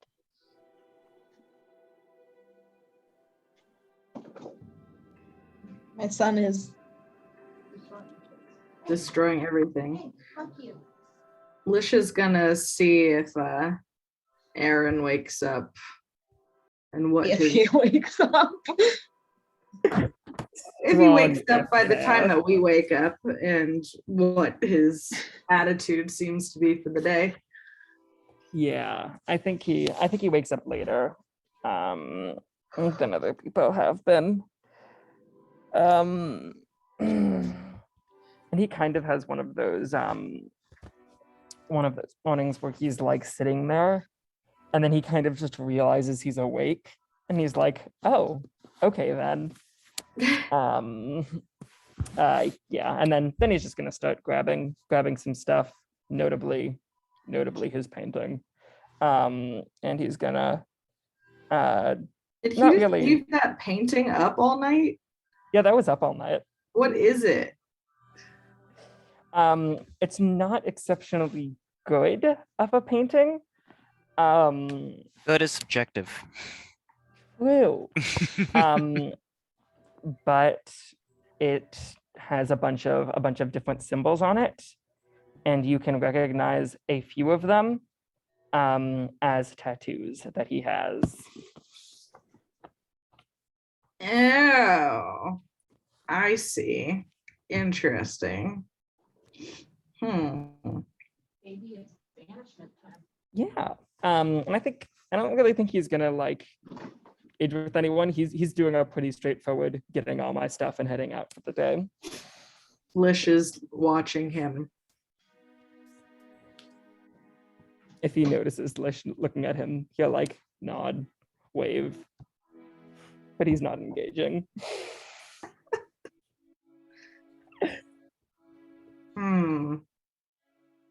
You'll be pleased to know I now have 3 minis over here that I did not have by the start of the game. Is Kingsley choosing our next encounter? I think so. It looks like an Echo Knight, a Sorcerer, and my Blood Hunter. So, congrats. Right. Does this mean that Toby and Emerson are going to duel to establish supremacy? We'll have to see. Emerson would probably kick Toby's teeth in and he would cry. You know what? That's probably true.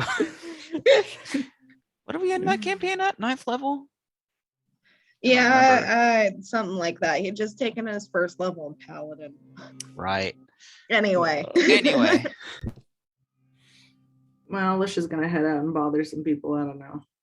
All right. Who are you bothering? I don't know who's around. Is Esmeralda up? At this point in the day, probably, yeah. I go and shake her tent. Esmeralda pokes her head out. Oh, good morning. Morning. Just wanted to check in and see if you're all right. Oh, hey. Yeah, it's a bit colder up here than I'm used to, but it's fun. It's perfect, isn't it? Well, I mean, as I said, I don't know what to do. I've read about snowmen before, so I thought I'd try one of those. I would be happy to show you how to make a snowman. That would be great. It's a date then. Let's go find some thicker snow. Sounds good. Let's roll for snowman. This What do I time roll? actually, Yes. so last time everyone was playing with snow, I don't think Demir joined in, but this time she is kind of curious and ends up like coming over to Esmeralda and Lish's snowmen adventures and probably gets roped in as well. Okay. What's Aaron doing after he gets out of the house? It gets out. Aaron just starts scanning the area for where the goats are at. All right. Well, let's just gonna keep an eye on him as he plays. Aw. What is the role for a snowman? Are you guys making one big one, or are you each making one on your own? Big. At least I can Dexterity make with one. advantage, then. Both of us, or Just one of you, since you're all working together. Teamwork to make the dream work.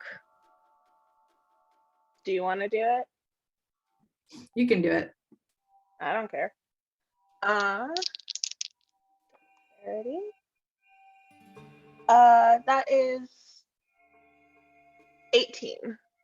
18. It's not a bad snowman. It's pretty tall and it does not collapse under its own weight. You managed to find some sticks for arms. Hell yeah, hell yeah, hell yeah. The kids in the camp are all really excited to see it and start trying to make tiny snowmen of their own at its feet. So it kind of ends up looking like low-key like a giant snowman is like massacring a village because the kids' snowmen are not as stable. But A it's big fun. snowman dad and his fucked up little children. I was going to say it looks a little bit like a snowman brood.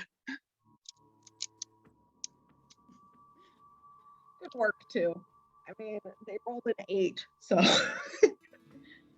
collective roll for the children. Love that.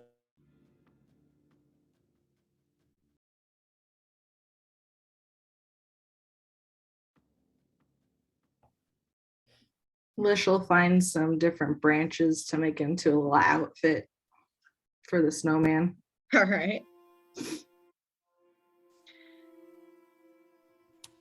So does Aaron see like anyone actively tending to goats?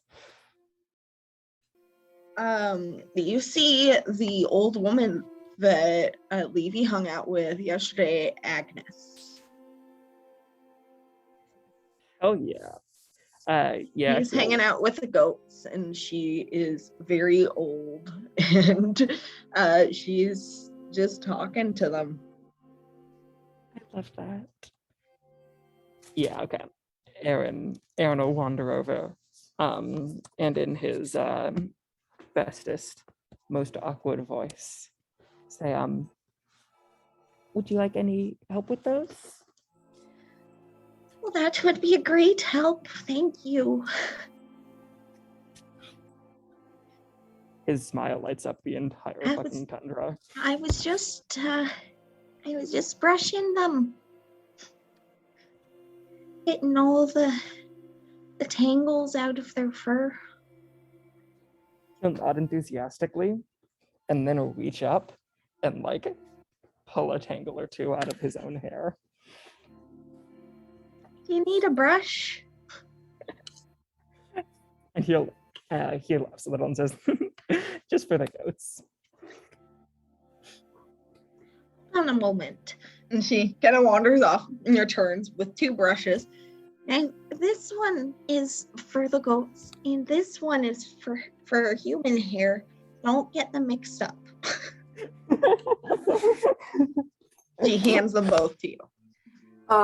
She's clocked Aaron as someone who needs to get the tangles out of his hair. Yes.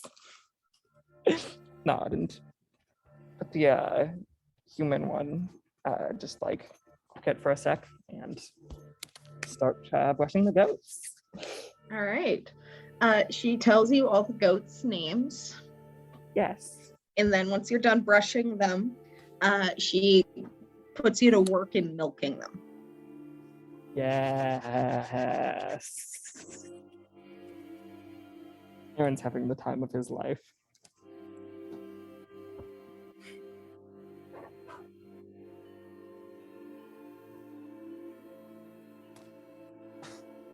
Is anyone else doing anything?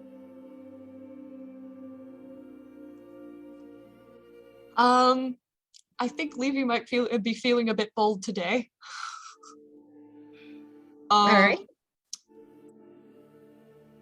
With Erin's axe on her back, she is going to seek out his mother's tent. Oh god, Okay. oh god.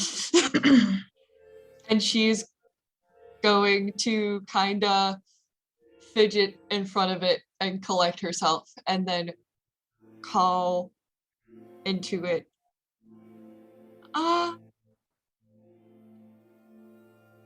If it's not too much trouble, my name is Lefnara, and I would appreciate the honor of speaking to you. I am a friend of your son.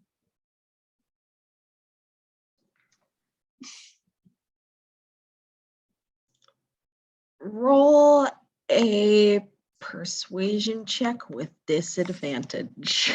That's fair. Oh boy. Don't fuck me today, Jimmy. Okay.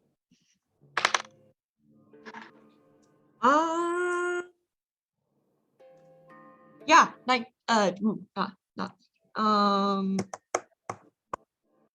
17.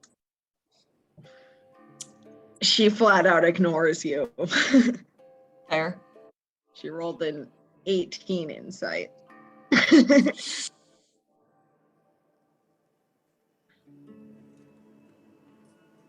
Levy will sigh and apologize for bothering her, and I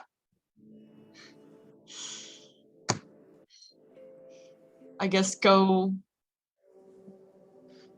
try and find somebody around camp who she recognizes. You find Erin and Agnes bonding over goats. Goats. Neat. Well, goats are familiar, Erin's familiar, Agnes is familiar. She's gonna go over there. All right. And offer her help. Yeah, at this point they're milking. So you know how to do that. Yep. She'll just You're good at this. farm girl moments. Aaron misses her and just without taking a break from milking, so while he is actively milking a goat, just go, Levy! Erin!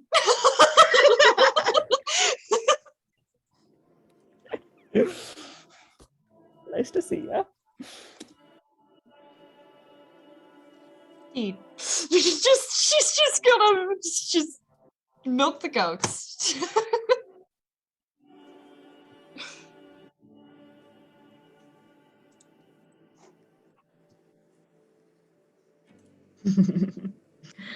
Any flirting going on? No, not really. I don't think Not on her part. Yeah, I don't think Aaron's Go for it, going to Aaron. instigate anything. Aaron, go All for right. it.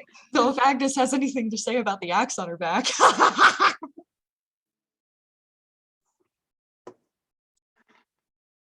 Nope. Agnes is fucking old. Nice. Just she's old and she's minding her business, or she's old. She's not. She's minding her old business. and hasn't even fucking noticed. She rolled a Oh my 3. God. My husband had an axe once. Incredible. All right, cool. Hawk, what are you doing?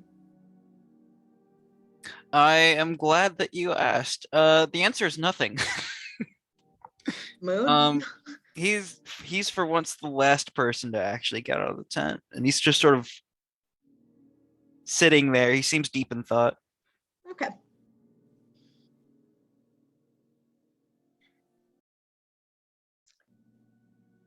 Is anyone else doing anything? Lish would like to find out where Tobias went. Somewhere in the middle of making the snowman, just kind of catch somebody from the snow spears or whatever, and just be like, "Have you seen our very, very tall friend?" You actually end up waving over Vitatis, who Bodies. who says, he went to go hunting with a few of our people. He wished to help out again. When are they due to be back? About an hour or so. Yeah. All right. Go out looking for them, but you'd probably not have too much luck. Lish makes a weird ear out of the snowman's head. He's keeping an eye out for Tobias's hunting party now too. He's All right. paying attention to many other things other than just the snowman, but Yeah, just roll perception check to see how good of an eye you're keeping out.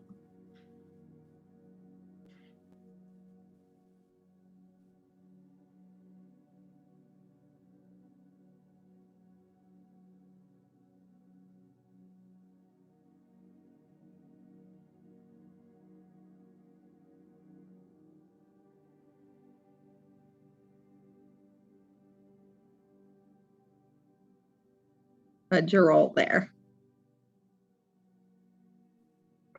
it didn't add my thing automatically. Hold on one second. 17. 17. Okay. You were actually the first one to spot them as they make their way back. Just to make things extra challenging for Lish, Demir was 100% directing the children to like turn their little monster snowmen into attacking the big snowmen. So she's giving them little stick spears and stuff like that. Esmeralda, for her part, is having a great fucking time. She's also unionizing the baby snowman. Carol! We're directing the trick is you want to make sure that they have rope to tie up its legs.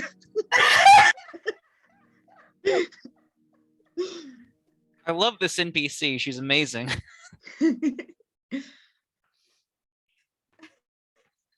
Lish is trying to not be offended that his king snowman is getting attacked. It's fine. It's fine.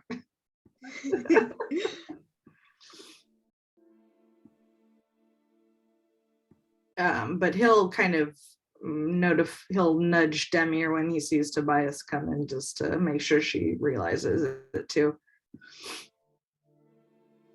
And yeah, she looks over when Lish indicates and sort of like stands up and brushes the snow off of her a little bit and makes her way so that she'll meet them in the middle.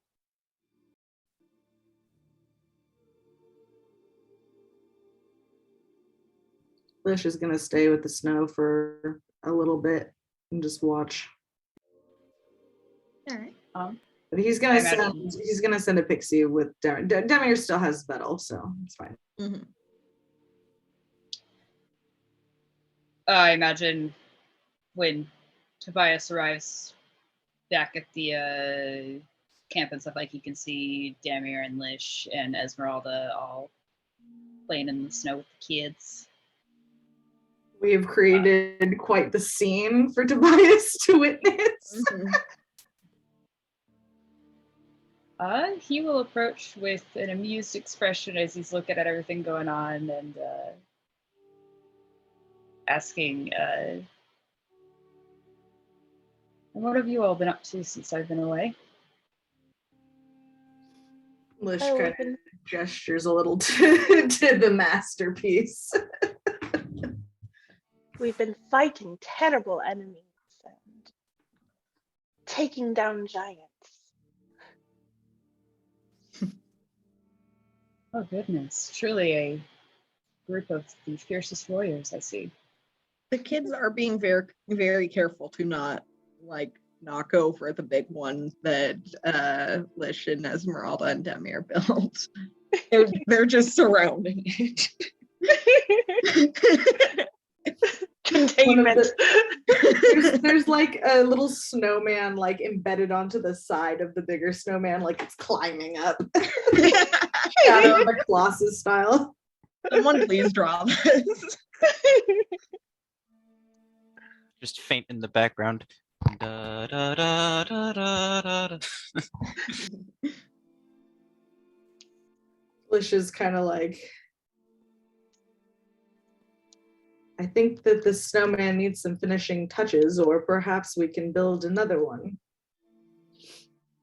What is the word? Reinforcements.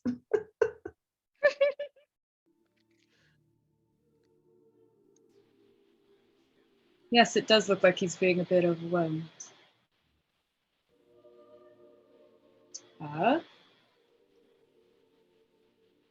Tobias will, let's see. He's gonna bend down and pick up some snow to kind of like, start molding it into shape, and basically ask, would you like assistance with that? Yeah, Lish is gonna start gathering up some snow to himself. While they're working, he's gonna bring up to Lish. I found something intriguing while out on a hunt. Yes, how was hunting? It went well. We snagged another caribou to feed the tribe. Found a frozen adventurer. Ah, He'd been there for a while at that point, hmm. but I did find something interesting on his person. And what's that?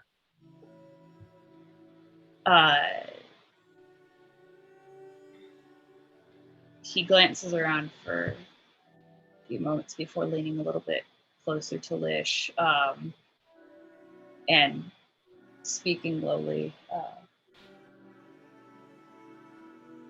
and ask out of character. It was a map leading to Varhox's tower, or a map of Varhox's tower? Leading to it. Leading to okay. Looking at the map, it's kind of sketchy, kind of crappy drawing, if we're being honest. But looking at it, you can tell what it's meant to convey. It's and they're like, okay, yeah, if that's the forest, then this is the unclaimed lands, and these are the mountains over here. That makes sense. And there is a little X. Kind of looking at the map and judging where you are, it would be to the northeast of here, a few days travel. And just scribbled next to it, it says Varhox's Tower.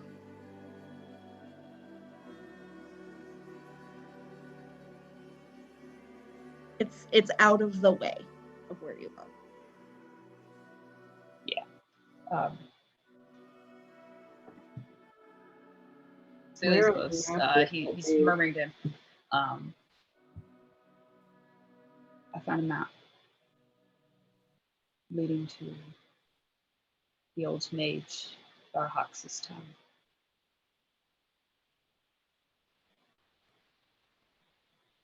We can't go now. We have to finish what we're dealing with here, but I know that you've been looking for tuning forks. Who's to say what you might have?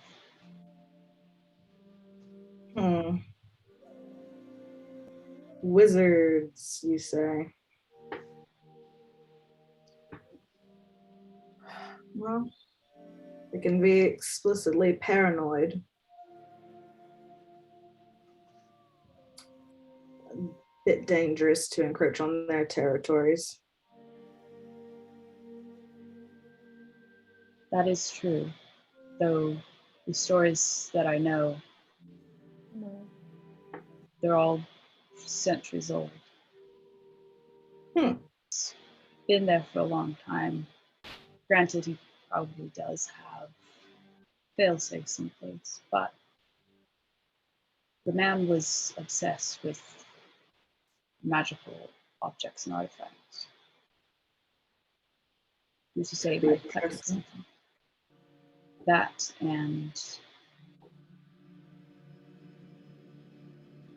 on the adventurous person I found some of these. And he pulls out one of the clockwork gears before slipping it back into his bag. Like, he's careful when he shows it to Lish. He's not, holding it out for people to see. He's just pulls out his bag, uncurls his hand, and then puts it back in. Do those go to something, or? Tobias, you get the impression that the little clockwork objects were just something that the adventurer himself had been fiddling with. Would they be, this is probably something I should have asked before I made the statement, would they be something that's like common? I mean, so. There are those who use their magic and try to channel it into machinery.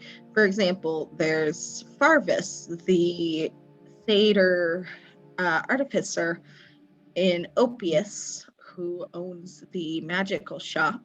He had a little clockwork frog that he made. Kingsley has things to say about the matter. I see. Okay. Still, though, I guess because it's like channel magic energy through it. Okay. You Licious- get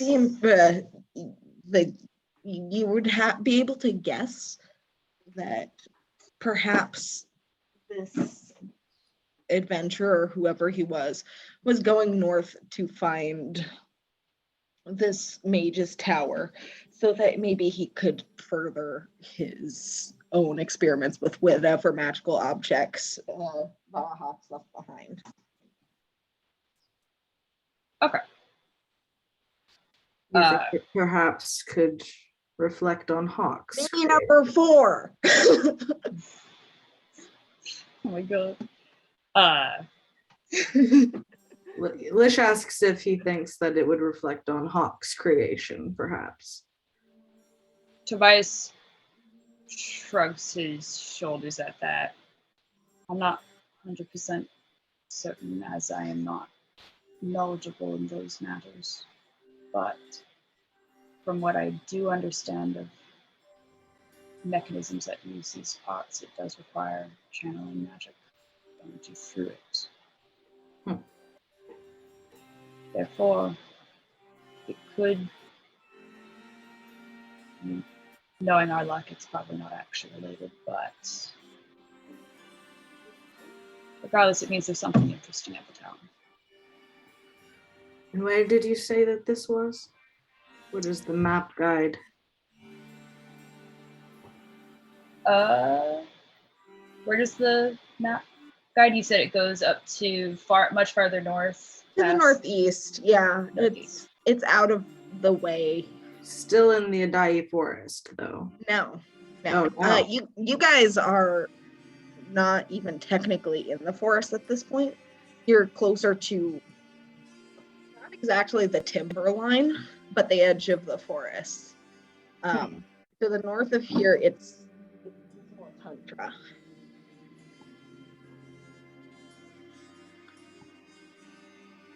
And so it would take you farther into the tundra to go up there, it seems.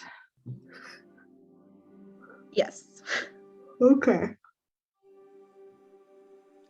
My cat just took a flying leap into the bathtub. He's full of sauce today, huh?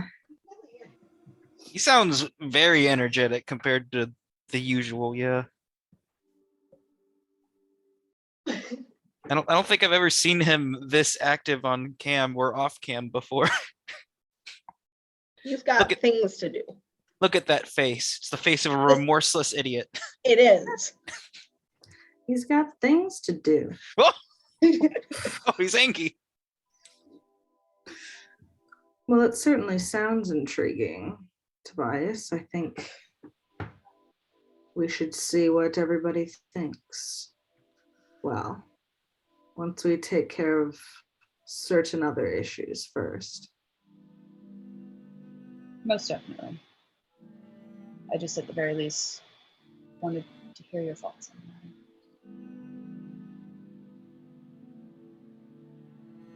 It's not that far out of the way. We've already come this far. That is true. What's more, tundra? Maybe we'll come across another frost giant graveyard. How exciting. I would very much not have a repeat of that situation. Although, I thank you for the support that you gave me during that fight. For a moment, I thought I was going to go down for sure. Really? Well.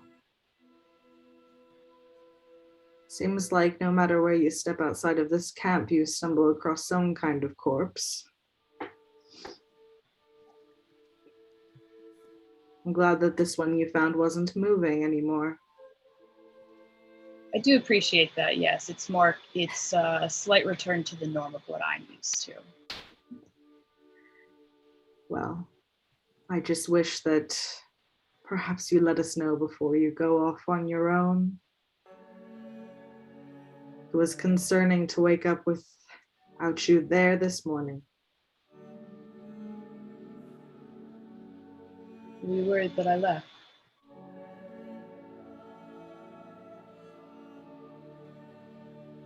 At least take a pixie. I'm sorry that I worried you. I know you can handle yourself. True, but it doesn't sit well with me to cause the people I care about distress. I'm just glad that you're wide-eyed and perky today. You're feeling more well-rested. I am indeed, yes. Certainly a lot better than the last few days. But we'll just have to make sure that you get your beauty rest more often. It seems more possible now. The paranoia has settled a bit. It's not as rampant.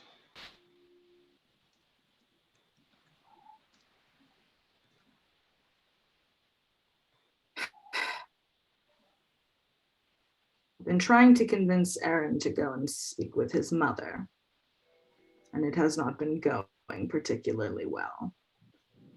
Perhaps if you think that it's the right path for him to take, you might speak with him.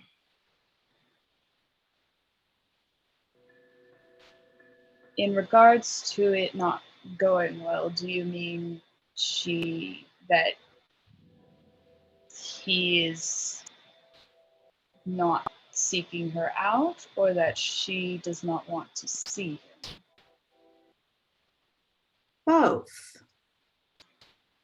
Oh. But I would say that he hasn't particularly tried. And when I suggested that he do try, there was a reaction. A reaction. Hard to place. Unfavorable.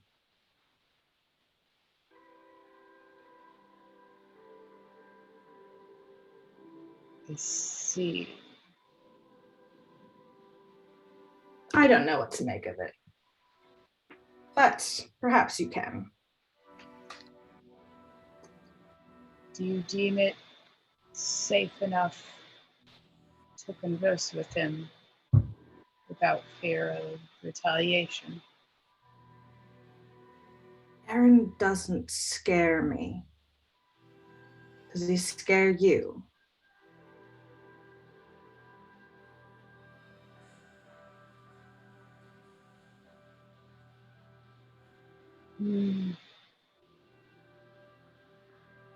I don't want to be afraid of him, but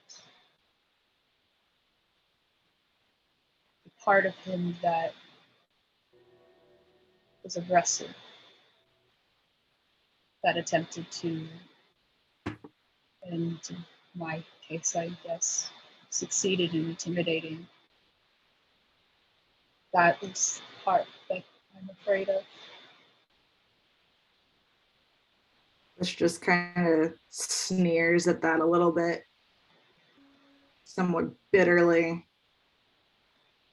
And I think Toby can get that Lish is not particularly thrilled about that aspect either.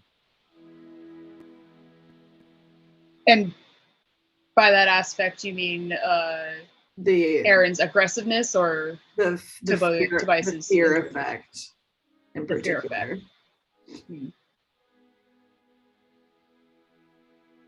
I'm trying not to let it take control, but there's also the fear of putting myself in a spot where it could happen again.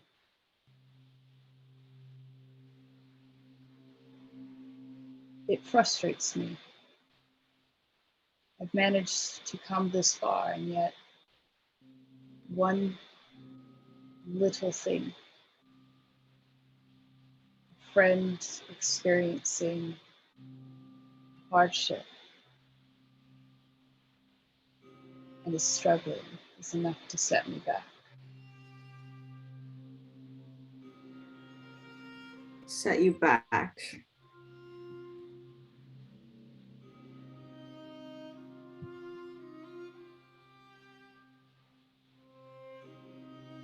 Becoming afraid of the world again. That fear of I don't want to die.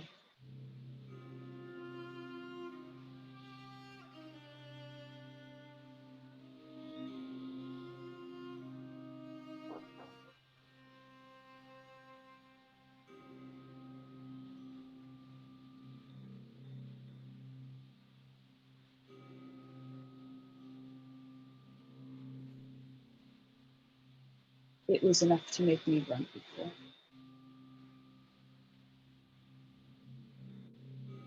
I've been trying to fight it because I don't want to make that same mistake again. You're feeling fearful now. Not now, right this moment. It comes and goes. It's easier when Aaron himself is not here. When I'm around all of you. Because I know if it comes down to it, he can't take us all.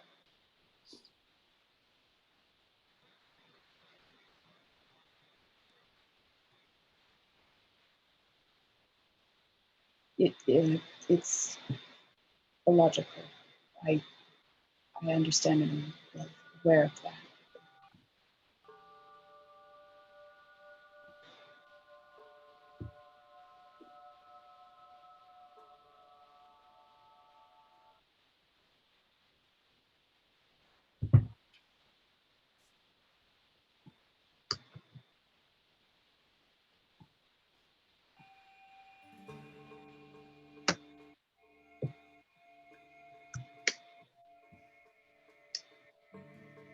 Aaron in particular,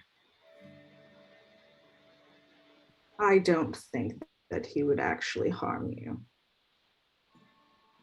I don't think he would actually harm me. He could certainly try.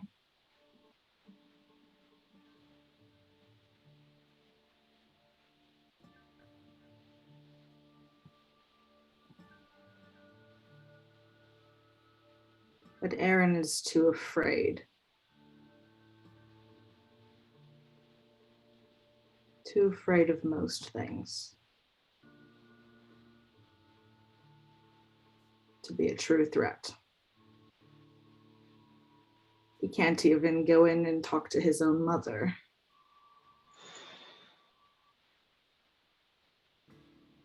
I suppose that's true. Yes.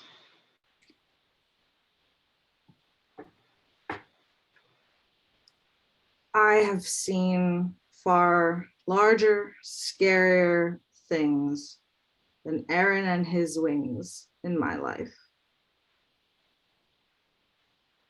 Or whatever energy he has in him creates that reaction in you, I do believe. And he used it as a weapon or a tool against us. And do you know why I think he did that?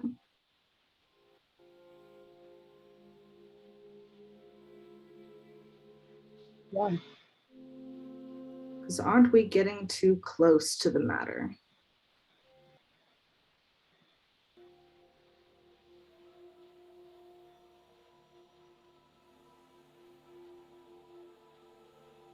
He essentially would rather live in denial than face the truth head on, essentially. He'd rather be milking goats than confronting the problem head on.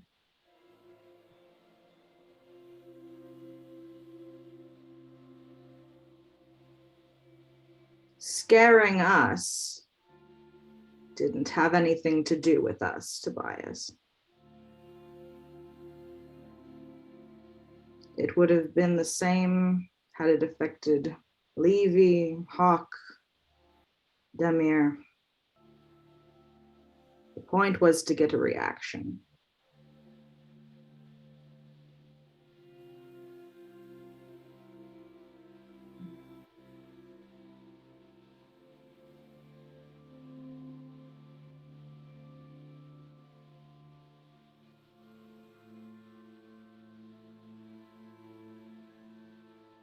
And in that case,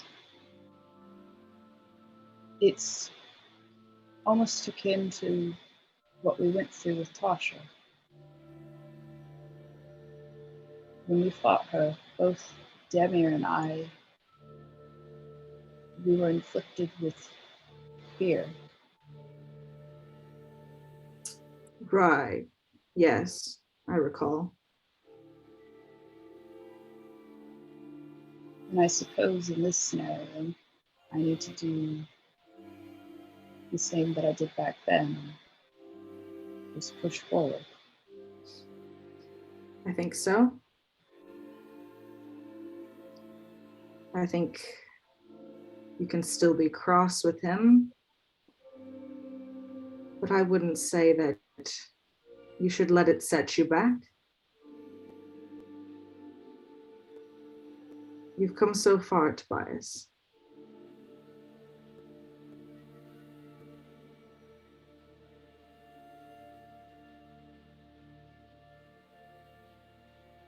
Is Aaron visible from where they are? I think Blish would have built the snow people within eyesight of Aaron because he's trying to keep an eye.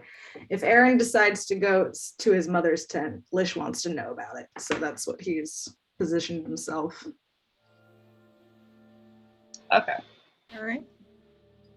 Tobias will look over at where Aaron and Levy are, kind of contemplative, before saying,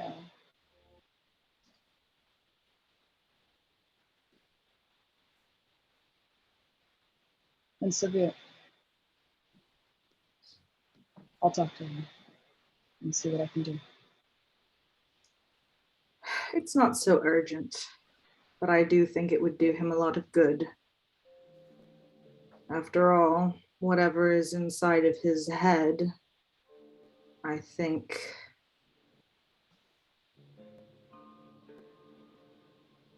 he might get jostled a bit with such a talk with his mother. But we shall see.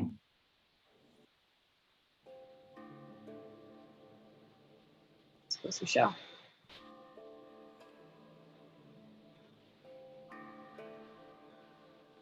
Lish is gonna scoop Bright Mellow and plop it right on top of Tobias's forehead.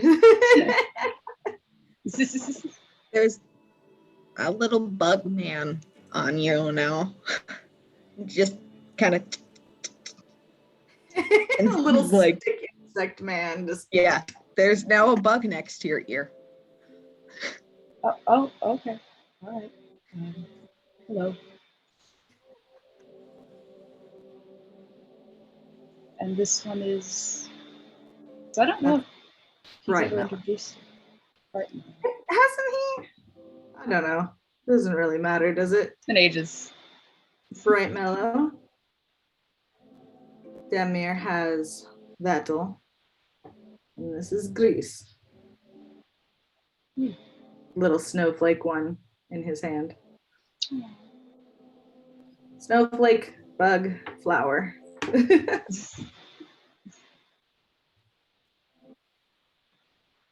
They're all rather cute. Hello there. And he'll like kind of hold his hand up, almost kind of like if the Bright Mellow wants to shake his finger as like a little greeting. Does little bow, little gentleman. Yeah.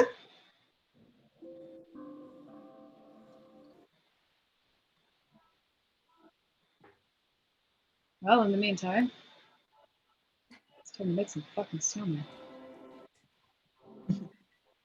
Indeed. And Lish will take a scoop of snow and try and shove some down Tobias' shirt. Tobias takes a giant scoop of snow and slams it into his face. I want both of you to make attack rolls. Oh! Uh, Go down! just D20, add Dex? dexterity. Lish, you can have your proficiency bonus. Which would be What level are you? 7? I think it's 3. Proficiency is the same across total level everywhere. Oh, Your yeah, proficiency yeah. should be 3. Oh yeah. Yeah. Cool.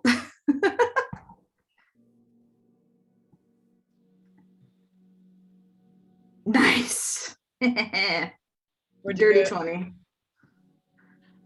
I got 21. Damn it. You guys are both very cold now. As both your attacks succeed.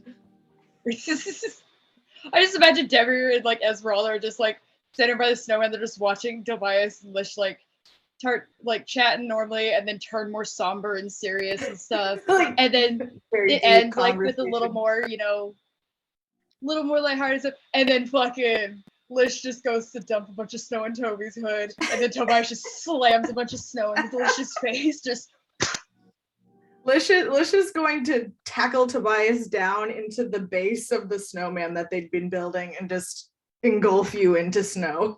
All right. Lish, Oh, what's no. your armor class? My armor class is 15. 15. Esmeralda pelts you in the head with a Oh snowball no! as you tackle Tobias down, and then she just starts laughing. Tobias, when he is tackled to the ground, shouts, "You never take me alive!" And then attempts to try and just like grapple Lish to shove his face into the snow. Meanwhile, after he's like tackled Tobias down, he kind of like lifts up a little bit and try and like throw some snow at Esmeralda, but just gets yeeted down instead.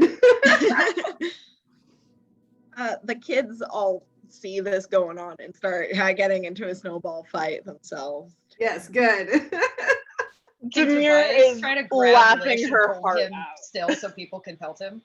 I'm assuming I'm assuming that the goat crew hears the ruckus and Levy will look up and smile very fondly at He's Tobias with Lish and a half Nelson, like.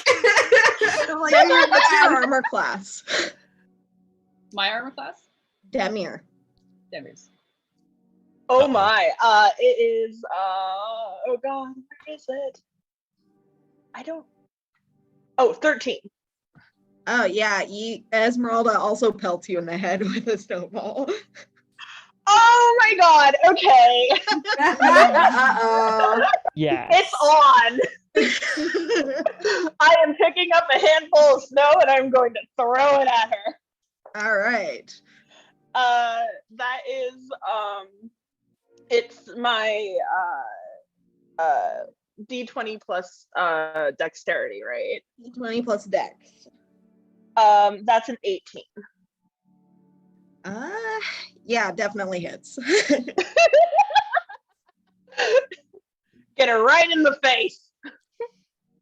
And then I am going to start, like, I pelt her in the face, and like in the same motion I am getting another ball ready and I am going to try and find cover.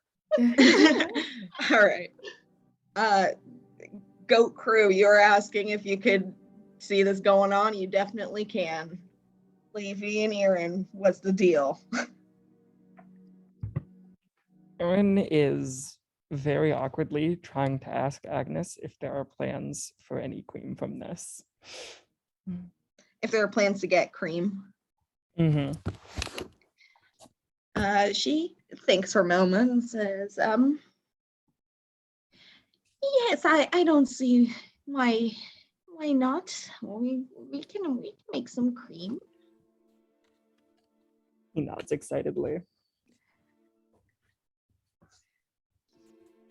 Cream. Levy's going to kind of glance between the snow carnage and kind of look over at Agnes, just like, I really want to go, but I also don't want to. You can go, dear. It's okay. We're almost done anyway. Levy's going to nod, grin at her, like a little evilly, and charge off. And who conceivably is like the closest person to the goat crew? Of the adults or of the children? The adults. Destroying the children's bed. Levy comes She in. just fucking jumps on the kids. That fucking Demir. image is like just jumping. Demir is closest. Well then, Demir's getting fucking dunked on because Levy's going to run up behind her and scoop up snow in her arms and dump it on Demir's head.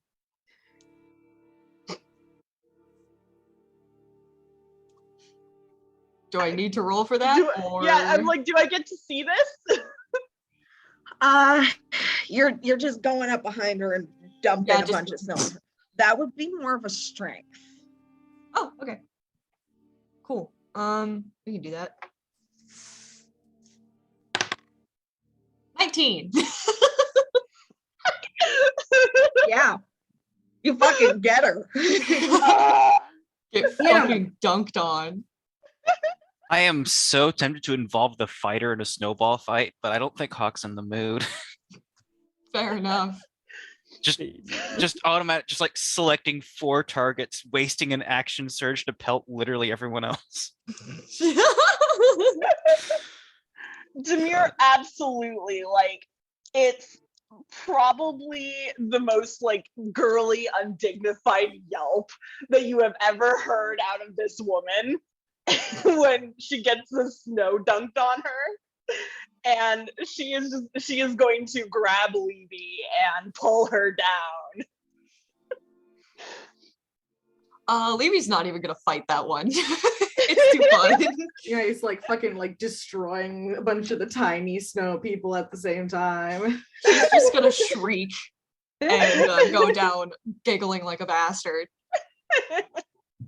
Yeah, Zamir definitely like pulls her down, and the two of them are like giggling up a storm, and Zamir is going to like lean in close as if she is going to kiss her, and then shove some snow in her face and run off.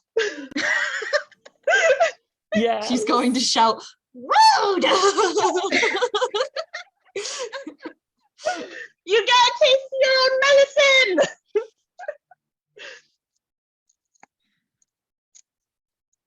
Toby, let go of Lish and help me get Demir. Lish just like scooping up snow and shoving it behind his back as best he can. Tobias will release Lish and then scoop up Snow and start approaching Demir. Demir is keeping people at a distance using snowballs, so she's going to throw a snowball at Toby. Can Levy dash? Like You fucking can dash as an action. Can't believe we're using advanced combat maneuvers in a snowball fight. This is amazing. Does a 14 hit Tobias? No, it actually doesn't. He has a 15 armor class. Wow. Tobias is grinning as he is approaches Tobias her with still on snow. top of Lish? He let go of Lish Okay. so that he could gather up a bunch of snow and just start walking towards Demir with a smile on his face. Don't you dare! And so that would be strength if you're just gonna do the dunk thing rather than throwing a snowball. He's not gonna like slam it hard enough to hurt her, obviously, but he will get as close as he can and then just kind of shove it into her face. He's like, embrace the snow. Embrace it. Can Levy like dash and body check the both of them? Just...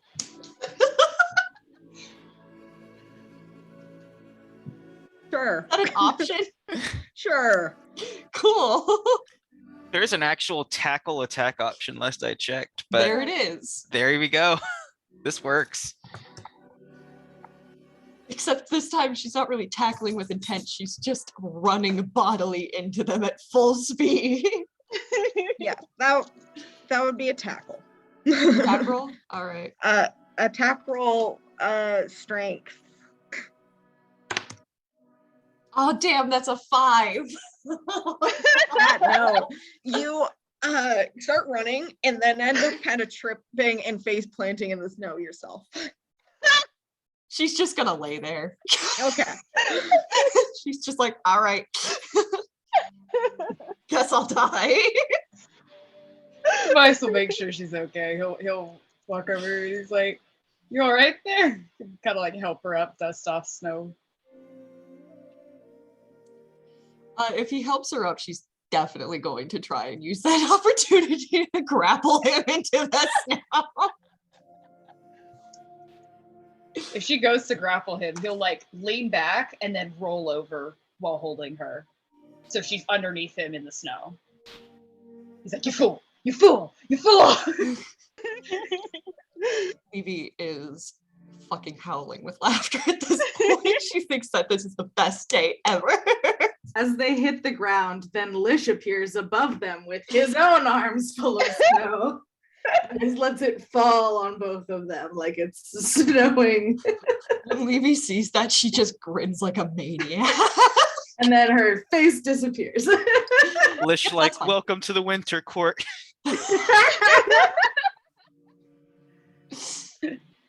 Tobias just Yeah, sitting there Demir just is like, joining in this tackle pile. She is returning the tackle. Lish Lish is very like dumps those snow and Demir joins at the tackle and stuff. That's a 21 to just tackle. Ooh, Obliterated. obliterated. Wasted. Obliterated. Dun, She got lished too. She got all of them. dun.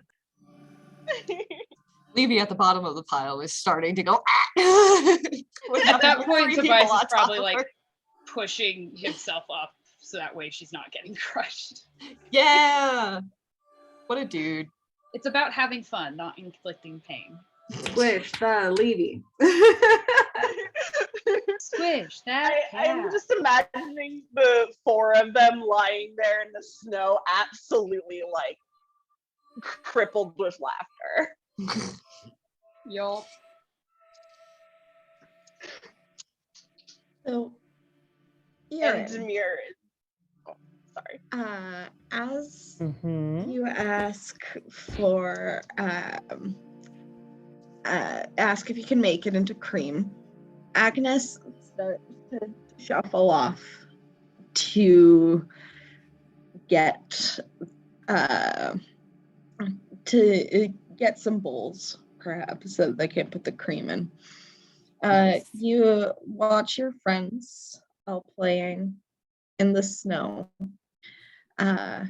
When the voice starts to speak to you again, this time it sounds different. It says, I think it's about time that we meet in person, don't you? Come meet me. I'll be waiting. And then you suddenly see a flash in your mind of a small camp in the woods. And you know exactly how to get to it. And that's where we'll call session. Holy Oh. shit! And here I thought, Holy fucking shit! oh no. I was wondering how we'd find it. I guess we have our answer.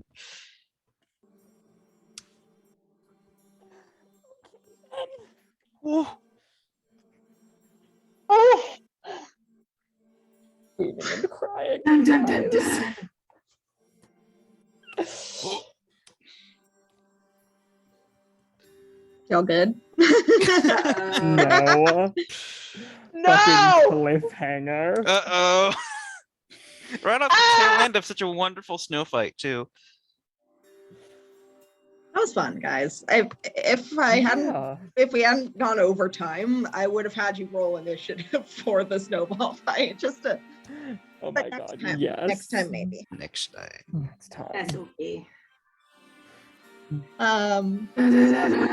Thanks for playing, guys. Yes. This was Thank you great. so much. This was great. Thank you, as always. Thank you. See you next time. Bye. See you guys around. Bye. Yes.